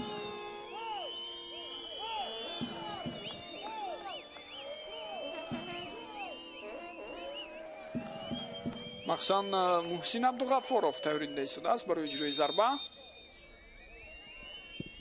зарбаи ӯ иҷро мешавад. хело ҳам бо қувваи зиёд зарба зад, аммо тавре дидед зарба баланду ноаниқ буд.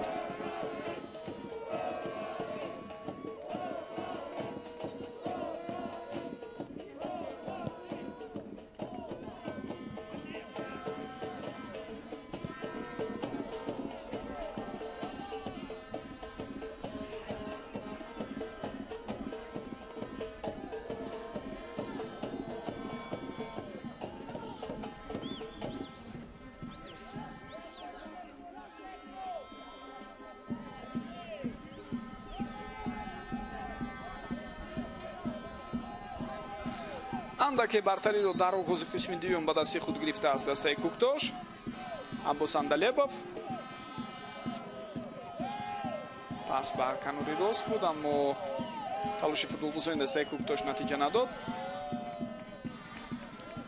Андалебов, муҳсин абдуғаффоров, муҳаммад саломзода ирсоли тӯбро анҷом медиҳад, вале бенатиҷа аст.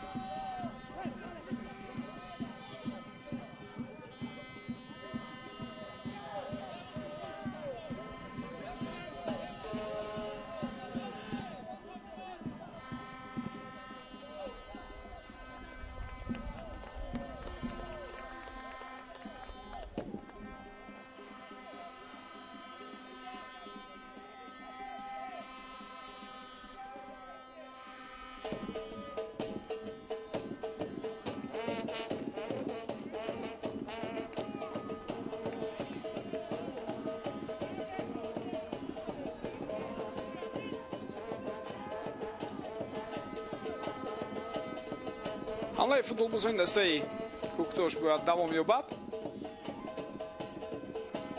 و اینجا اکنون با یک پاسی خطا با همین هجوم هم جمع بس می شود.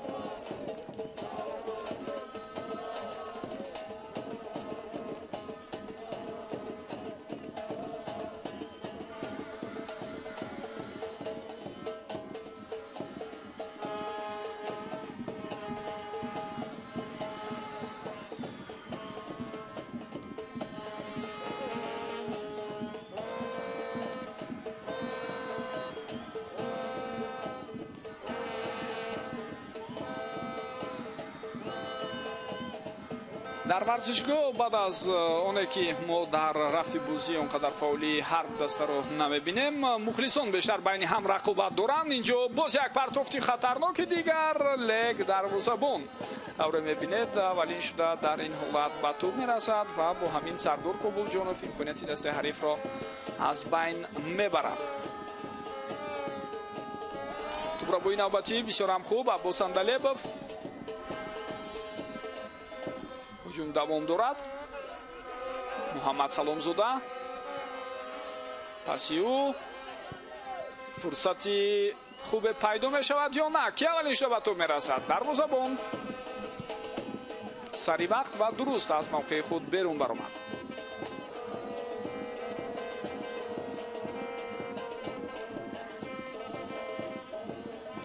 در نیمه دوم پرسینگی فوتبالبازان دسته وحش به هر حال کمتر دیده می شود در نیمه میدانی حریف.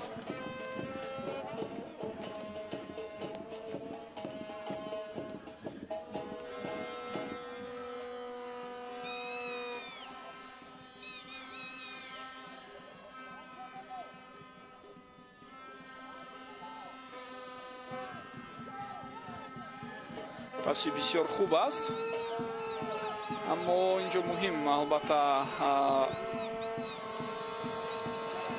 سرعتی فوتبالباز بود و طور معلوم دفاعگری دسته وحش که بهتر حرکت میکرد از برطرف کردن همون حالت برآمد.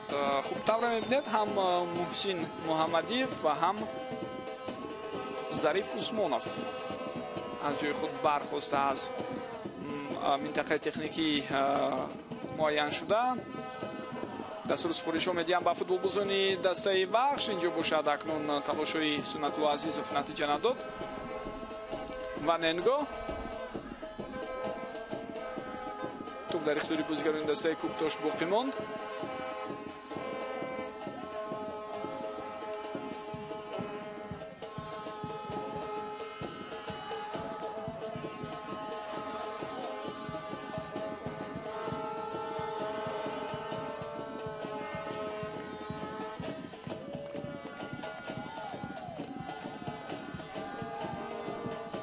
توپ به دست میرسد. بله، این چیز بسیار خوب دیده شد در همان لحظه.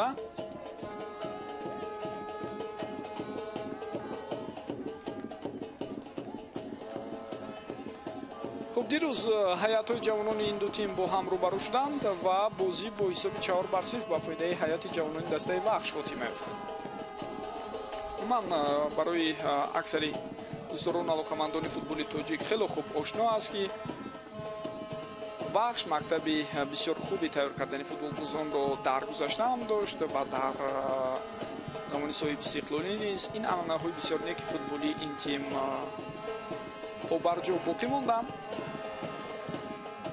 و طور میدونیم یک قطار فوتبالبازانی بسیار خوب و با مهارت محض از مکتب فوتبالی بخش شهری بختر گذاشتند که بعدا با هیئت‌های دسته منتخب نورسان جوانان و دسته منتخب اساسی کشور راه پیدا کردند. همچنین در هیئت باشگاه دیگری لیگ عالی نیز هنرنمایی بسیار خوب داشتند در سالیان گوناگون.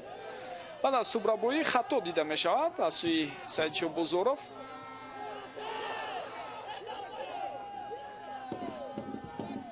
سنت‌الله عزیزов بسیار هم خوب اینجا حرکت کرد، توپ را نگاه داشت و اگر پس میداد موافق بود.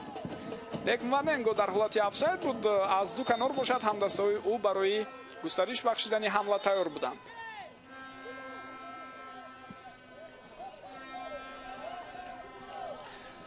бар муқобили Собирҷон Холматов тавре мо шумо дидем дар лаҳзаи қаблӣ қоидаи бозӣ вайрон шуд. ана ҳаминҷо Мухторҷон Ортиқов ба хато роҳ дод.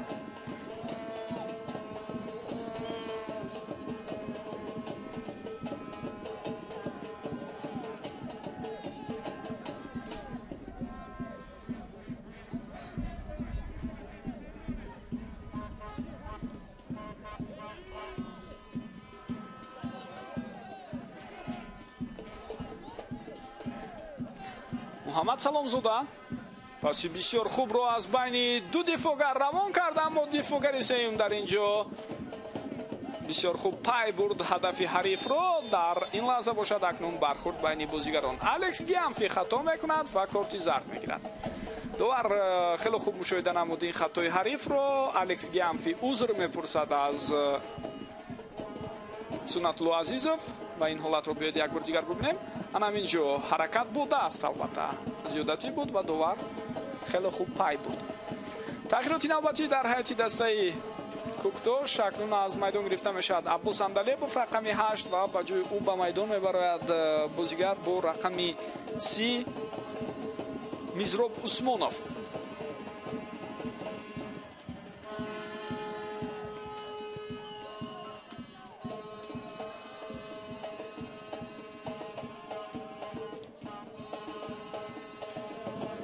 Ваненго дар пои худ устувор монд бо вуҷуди муборизаи бисёр пуршиддати футболбозони ҳариф, аммо ба ҳар ҳол дифогарони дастаи Куктош тавонистанд пешроҳи ӯро бигиранд.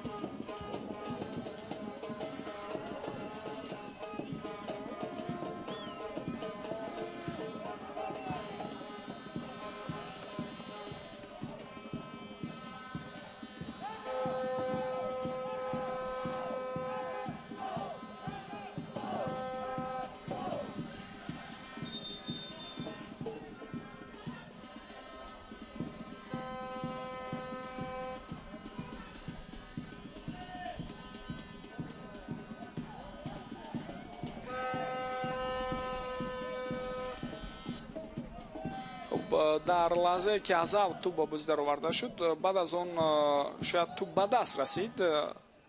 аз эҳтимол дур нест ки ҳамин гуна ҳолат дида шуда бошад, зеро тавре дидем довари канорӣ байрақчаи худро баланд бардошт ва ин маънои оно дошт ки онҷо қоида вайронкуние дида шудааст. зарба аз канори чап рост сӯи дарвозабон ва Готсон ва Готсон бошад аз ҳуддаи баргардондани ин гуна зарбаҳо мебарад. Саломзода партофти туп ба канори рост.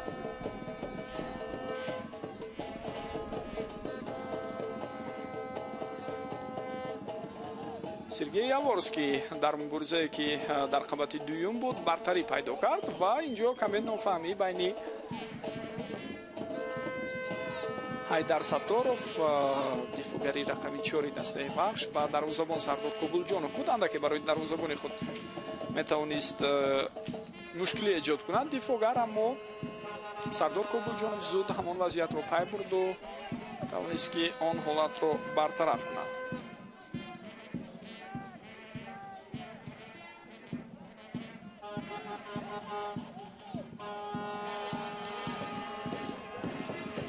Собир Холматов гузариши ӯро мебинем ва инҷо меафтад. довар чӣ ишора мекунад? чизе нест мегӯяд довар. ҳоло Собирҷон Холматов ба довари марказ ишора карда истодааст ва воқеан ҳам лаҳзаи баҳснок аст. дӯстони гиромӣ, як бор дигар ҳоло метавонед бубинед. хуб аз чанд зовияи дид барои мо шумо ҳамин ҳолатро пешниҳод мекунанд. бархурди бевосита нест, аммо ба дифогари дастаи вахш, яъне ба Ҳайдар Сатторов рафта бархурдани Собирҷон Холматов дида шуд.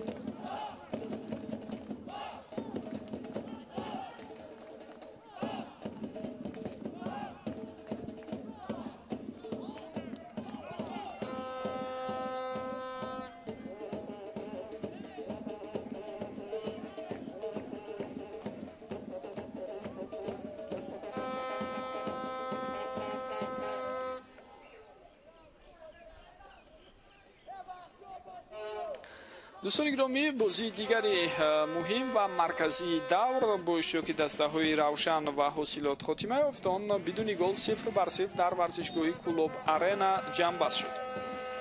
ба ин тартиб охирин бозие ки дар ин ҳафтаи рақобатҳои Лигаи Олӣ дар назар аст, бо иштироки дастаҳои Вахш ва Кӯктош мебошад, ки ҳоло дақиқаи 73-юми он ҷараён дорад. тағйиротҳоро акнун дар ҳайати дастаи Вахш мебинем. аз майдон гирифта мешавад Ҳайдар Сатторов, дифогар.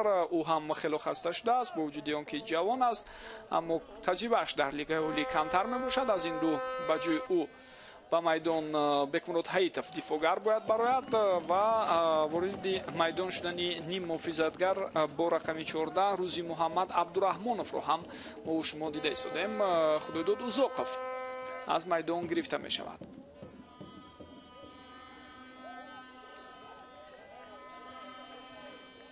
худойдод нафаре аст ки то ҳамин лаҳза голи пирӯзиовари дастааш маҳз ба номи ӯ навишта шудааст. Саидшоҳ Бозоров ирсоли тӯбро мебинем. вазъияти бисёр ҳам хатарнок, аммо чӣ гуна ба ҳадаф ноил намешавад Сергей Яворский. фурсати беҳтарин буд барои дифогари марказии дастаи Вахш ва ҳамзамон капитани ин тим дар мавсими кунунӣ, бозигари бисёр ҳам бо таҷриба, ки гуфтем барои дастааш кӯмаки зиёде ҳам кард дар рафти ин мавсим, бо вуҷуди он ҳама мушкилие ки Вахш дар ибтидои мавсим дорад, зеро тавре маълум аст дастаҳои Вахш ба Регартадаз бо ҳамроҳии Барқчӣ соҳиби рохат ба Лигаи Олӣ шуданд дар яке аз ҷаласаҳои охирини қабл аз шурӯи мавсими нав. ва Вахш бо ҳамроҳии Регартадаз ду дастае буданд ки баъд аз нокомиҳо дар мавсими гузашта Лигаи Олиро тарк карданд. ду дастаи соҳибном, ду дастае ки мактаби бисёр хуби футболӣ доранд, дастовардҳои бузурги футболӣ доранд. Вахш 3 дафъа қаҳрамони Тоҷикистон буд, Регартадаз 7 дафъа, аммо дар солҳои охир ҳар ду ин тимҳо дучори мушкилӣ шуда буданд, махсусан дар мавсими гузашта. вале оҳиста-оҳиста тавре мебинем ин мушкилиҳо бартараф шудааст ва ҳар ду ин дастаҳо акнун аз нав барои пайдо кардани ҷою мақоми худ дар футболи тоҷик даст ба кор шуданд. ва Регартадаз хело пештавиҳо ҳам кард. акнун ҳамин гуна муваффақиятҳо ва пештавиҳоро аз дастаи Вахш бисёриҳо интизор ҳастанд. махсусан интизор меравад ки тобистон, яъне дар назар дорам равзанаи гузариши тобистонаро, ҳайати ин тим бо бозигарони бисёр хуб ва бо маҳорат пурқувват карда шавад.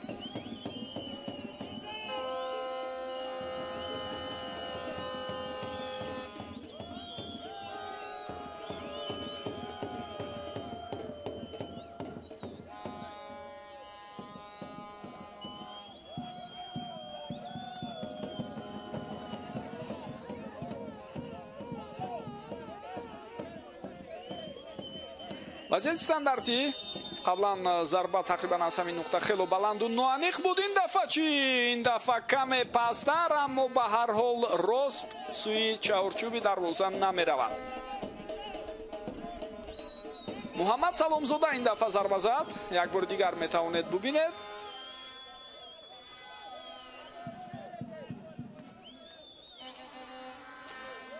خب دسته وقش در صورت پیروز شدن شماره امتیازهای خود را به 9 میرساند و در جدول لیگ اولی در زینه نهم باقی میماند.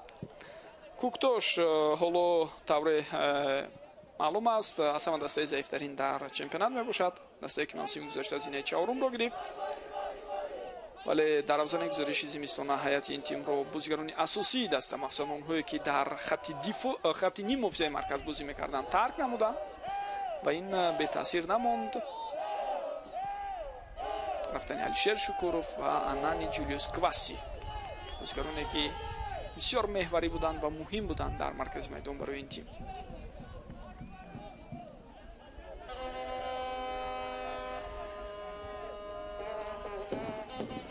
از نزدیک دروازه باید توپ به بازی درآورده شود. محسن عبدالغفارов با این فکر بود که اصلا آنجا ضربه کنجی به فایده اونها است، اما این طور نیست دوستان گرامی.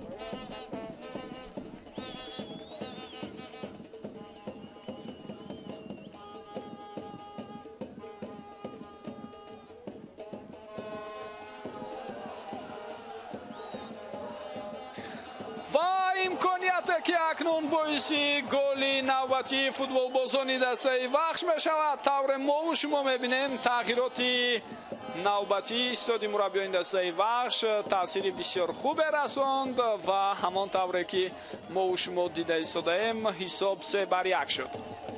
خیرالدین تورخانov با زدن گل دست یافت دوستان ارجمند.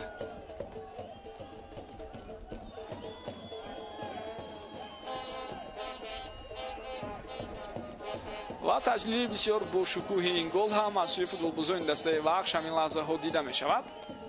بیاد ببینیم در قبط دیوم انگام مبارزه خیلی تلاش‌های خوب و با ثمر داشت امانوئل مواننگو، بعدا حرکت را سوی دروازه حریف دوام داد.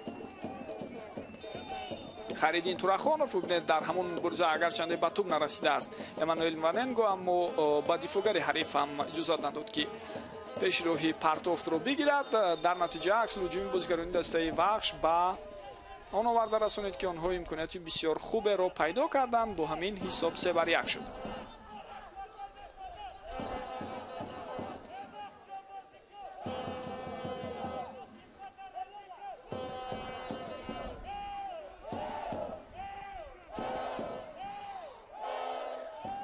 خب در هیئت دسته کوکتوش مسلم قربانوف اولین بازیگر گردید که در موسم کنونی بعد از محسن عبدالغفارov هم دستش به زدن گل موفق میشد. یعنی تنها همین دو فوتبالباز دسته کوکتوش این موسم به دروازه حریفان گل وارد کردند. اما حمله‌گر دسته وحش که امروز گل زد خیرالدین تورخانov قبلا به زدن گل موفق شده بود. تنها یک گل در حساب او بود و اینک گل دوم در موسم کنونی به نام او نوشته می شود.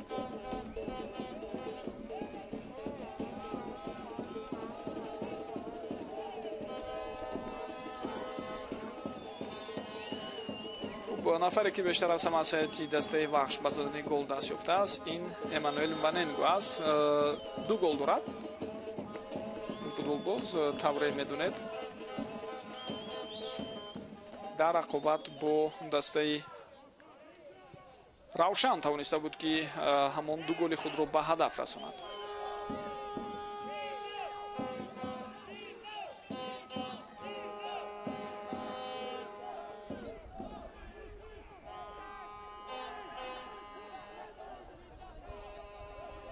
آرامانه بازیگران دسته وحش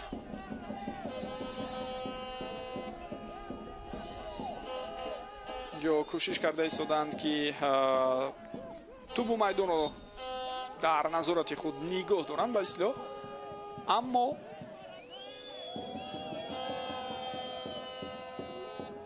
طور دیده می شود گاه و گاه با فوتبالباز دسته کوکتوش هم اثر می شود تا هجوم های خود را تشکیل نمایند.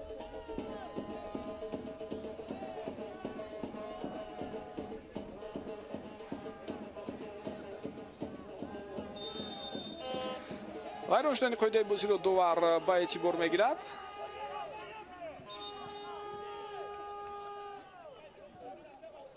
یک بار دیگر میبینیم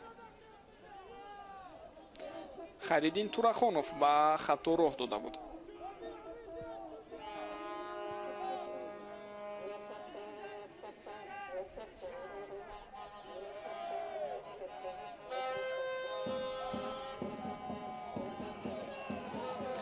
аксилҳуҷуми навбатӣ фурсат барои футболбозони дастаи вахш. инак албатта боз вариантҳои дигар ҳам пайдо мешавад. Эммануэл Ваненго паси ӯ ва беҳтар мебуд агар худи ӯ зарба мезад. пайдар ҳам зарбаҳо, аммо ҳамаи ин тавассути садгузорӣ бартараф карда мешавад. дӯстони гиромӣ, дар ҳамон ҳолате ки Ваненго фурсат дошт ба қафо пас додан фикр дорам чандон лозим набуд, зеро ӯ метавонист нуқтаи ниҳоӣ гузорад ва ҳамчун ҳуҷумкунандаи марказӣ дар ин гуна мавридҳо масъулиятро ба дӯш гирифтан ба мақсад мувофиқ аст. хело зебо инҷо тӯбро мегузаронад аз ҳариф ва идомаи ҳаракатҳои Сунатулло Азизов, лек дар охир омадааст, суръаташ кифоя накард ва Муҳаммад Камол аз ӯ тӯбро гирифт. андаке шояд раккашии пой ҳам дида мешавад барои Сунатулло Азизов дар ҳамон ҳолат ва инак ӯ ба кӯмаки табибон ниёз дорад. як бор дигар мебинем. хуб тавре мебинед дардро дар рони пояш эҳсос кард ва баъдан ишора ҳам кард ки ба ӯ кӯмаки тиббӣ лозим аст.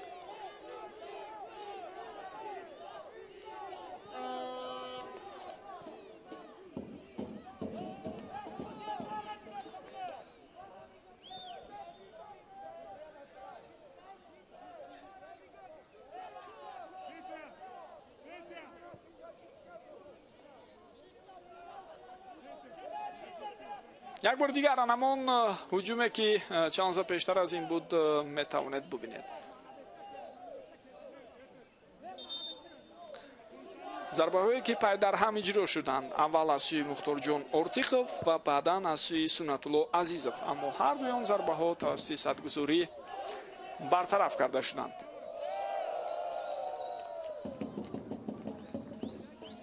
хуб боло Муҳсин Муҳаммадиев аз ҳолати бозигари худ пурсон мешавад.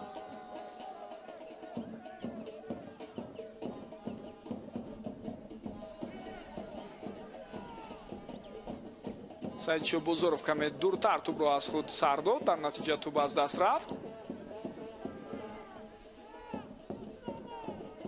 Мизроб Усмонов пас дод ба ҳамдастааш. хуб даҳаи охири рақобат ҷараён дорад дӯстони арҷманд. ҳисоб 3-1. вахш бартарӣ дорад дар баробари Кӯктош.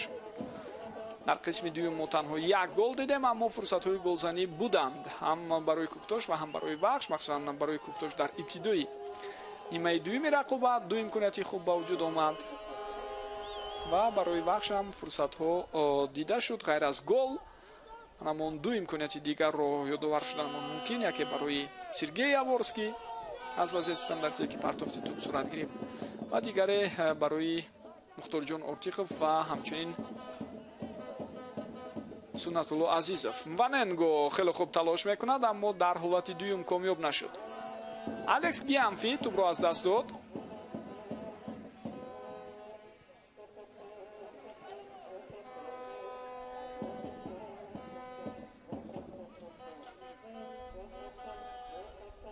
хело хуб ҳаракати навбатии футболбозони дастаи вахшро мебинем, аммо зарба баланду ноаниқ аст.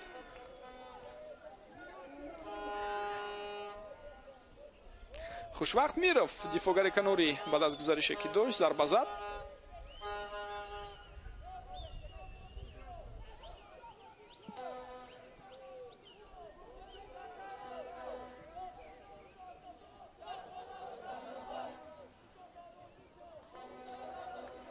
хуб дӯстони гиромӣ, тавре гуфтем дар пеш мо шуморо танаффус интизор аст вобаста ба рӯзҳои фифа. корти зард ба хушвақт Миров барои он ки дидаву донистад ба хотири вақтро кашол додан. бинед чӣ гуна тӯбро аз майдон берун мекунад то ин ки зуд футболбозони Кӯктош тӯбро ба бозӣ дароварда натавонанд. خب بعد از تنفس رقابت‌ها در لیگ اولی فوتبال کشور ادامه می‌یابند. روزی 15 و 16 ایون برگزاری بازی‌ها در نظر است.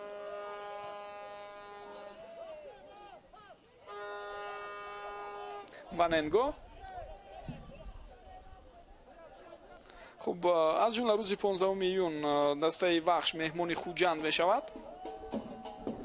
حاصلات در خانه خود ایست رفشن را قبول می‌کند و دسته استقلال با کلوب مرکزی ورزشی ارتش روبرو خواهد شد. پرتافت توپ را اینجا می‌بینیم. بسیار بازی مهم است البته دیدار دسته‌های استقلال و کلوب مرکزی ورزشی ارتش، زیرا در دو بازی که استقلال دایر نکرد، یعنی یک رقابت مقابل برقچی و پنجشیر، ارتشی‌ها توانستند امتیازهای ضروری را به دست آورده، شماره امتیازهای خود را با استقلال یعنی با پیش صف برابر کنند. اکنون هر دو این دسته‌ها 21 امتیازی دارند و نبرد دسته‌های یکم و دوم جدول بسیار جالب باید صورت گیرد. من سال‌های اخیر دسته ارتش ضد استقلال بازی خوب نشان می‌دهد. برخورد نوبتی فوتبالبازان در مرکزی میدان، قاعده بازی را فوتبالبازان وخش ویران کردند، اما تلاش‌های فوتبالبازان کوکتاش بی‌ثمر است. و روز 16 ایون برگزاری سه بازی دیگر در نظر است. دوستان گرامی، این یک بازی با اشتراک دسته‌های اسخاتا کوکتاش، رگرتاداز روشن و برقچی و پنجشیر. بازی رگرتاداز و روشن هم بسیار جالب باید صورت گیرد، چون طور به بسیاری ها معلوم است دسته رگر آغاز موسم را بسیار خوب و با برار شروع کرد، در زینه سوم جدول قرار دارد. روشن ناقدر آغازی خوب دارد، اما امکانیت ها و امید خود را بهر برآمدن به زینه‌های بالای جدول مسابقه از دست نداده است. از احتمال دور نیست که در این بین در حیاتی دسته روشن مخصوصا در استودیو مربیان این تیم تغییرات هم شود، زیرا وقتی خبرهای زیاد نشر میشوند درباره آنه که چگونه دسته توجه دارد به یک قطار از متخصصان از کشور روسیه برای تعیین کردن و وظیفه سرمربیگی دسته.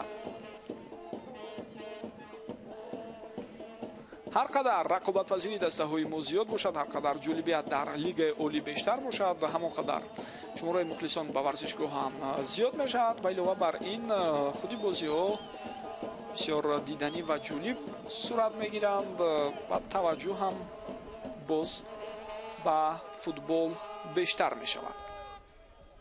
البته در این بین کاری خوبی مکتب های فوتبالی در سرتاسر کشور لازم است، زیرا تربیه نسل نوی بازیگران طور میدونیم اساس و زمینه مهم شده میتواند برای رشد فوتبال.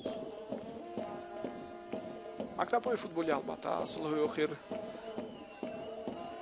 فعالیتشان خوب است، اما باز هم فکر دارم در این زمینه کار را جانو کردن به مقصد موافق می بود. دقیقه آخر این جریان دارد دوستان گرامی.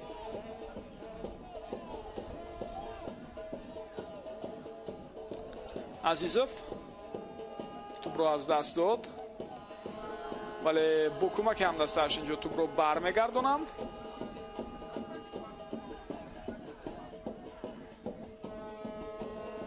به نیمه یکم 4 دقیقه وقت ایلوه شده بود، خاطرتان باشد.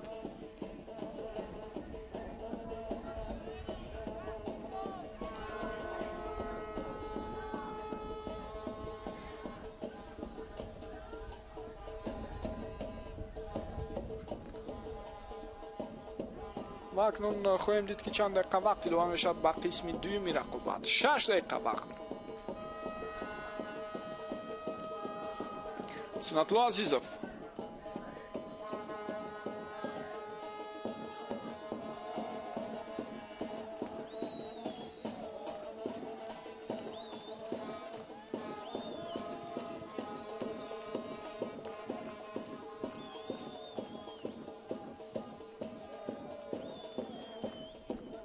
دقیقه ایلوگی جریان دارند. اکنون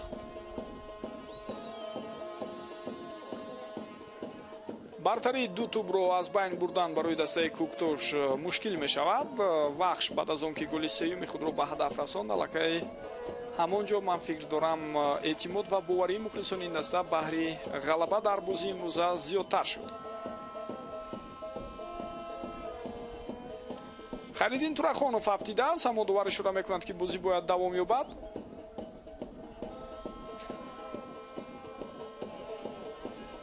хуб, тӯбро дар майдон нигоҳ медорад, хело хуб бо инҷо ҳаракат кард Муҳсин Абдуғаффоров ва дар ин лаҳза бошад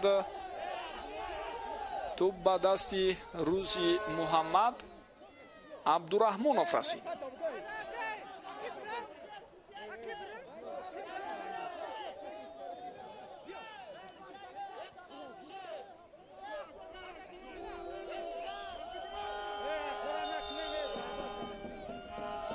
бояд як бор дигар бубинем. бале, анам инҷо расиши тӯб ба даст хело хуб дида мешавад.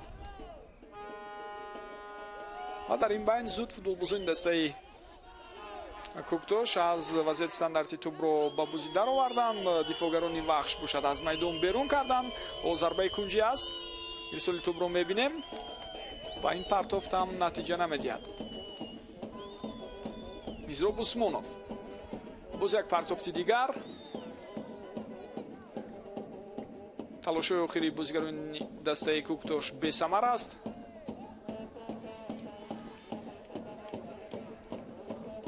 акнун албатта дар марҳилаи якуми чемпионат бо ин ҳолате ки Кӯктош дорад касби имтиёзҳо барои ин тим боз ҳам мушкилтар мешавад. махсусан дар бозии даври баъдӣ боз ҳам онҳо дар сафар бозӣ мекунанд. ин дафъа бояд озими шаҳри Хуҷанд шаванд барои бозӣ бо Эсхата.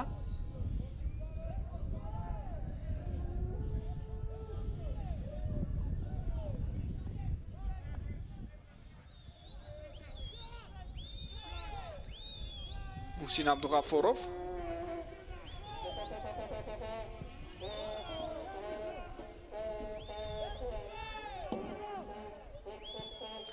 зарба аз масофаи дур ва бисёр ҳолати хатарнок ҳам намуд дар ҳамон лаҳзае ки мо шумо зарбаи Мизроб Усмоновро дидем. бозигари ҷавони дастаи Кӯктош тасмим гирифт ки аз масофаи дур метавонад тӯбро бехато сӯи дарвоза равон кунад. зарбаро ҳам иҷро кард, аммо давре дидем каме баландтар.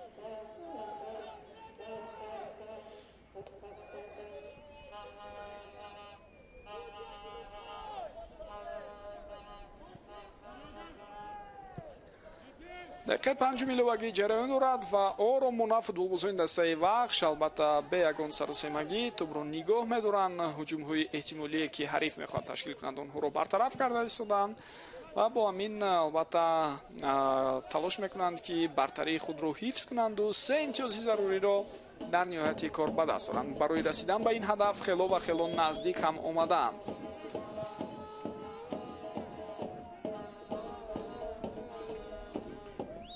خوب آرامانه وقتی در نیمه میدانی خود اینجا توپ رو نگاه می‌دارند، طبیعی است که حریف هم چندان با پرسینگ نمی‌رود. اونها نیز خیلی خسته شدند در آخر بازی، ولی وقت آهسته به نزدیکی جریمه‌گاه نزدیک شده است و امکانیت نوبتی رو هم ممکن است که پیدا نماید. وضعیت خطرناک است. فرصت بود. خیرالدین تورخانوف سری وقت پاسی ضروری دادن نتوانست به روزی محمد و اینجا اکنون توپ از میدان بیرون شد.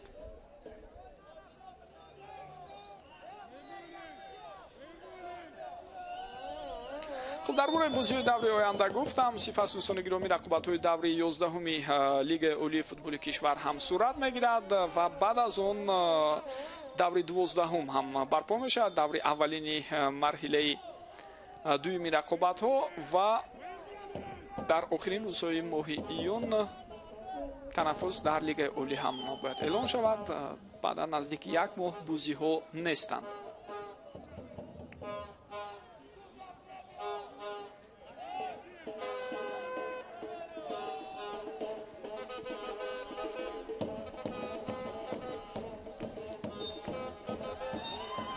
با همین لحظه های تعیین کرده دوباره یعنی دقیقه ایلوه کرده او خاتمه می‌یابند و رسما نبرد امروزه با اشتراک دسته های وخش شهری بختر و کوکتاش ناحیه رودکی خاتمه می‌یابد. حساب 3-1 دسته وخش توانست که در این رقابت با نشان دادن بازی بسیار خوب و هجوم کارش 3-1 پیروزی خود را به دست آورد. کوکتاش باشد تلاش‌ها کرد اما کامیاب نشد.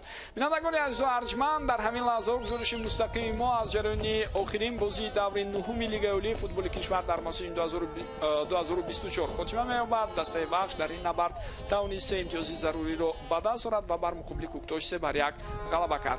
در نزد میکروفون من شورای پرویزی محمدوی بودم. گروه جدید تکنیکی شبکه تلویزیونی ورزش تحت راهبری کارگردان ضیاءالدین سفرов این گزارش را از ورزشگاه مرکزی شهر دوشنبه برای شما آماده کردیم. تا دیدارهای دیگر صحتمند و پیروز باشید. خیر.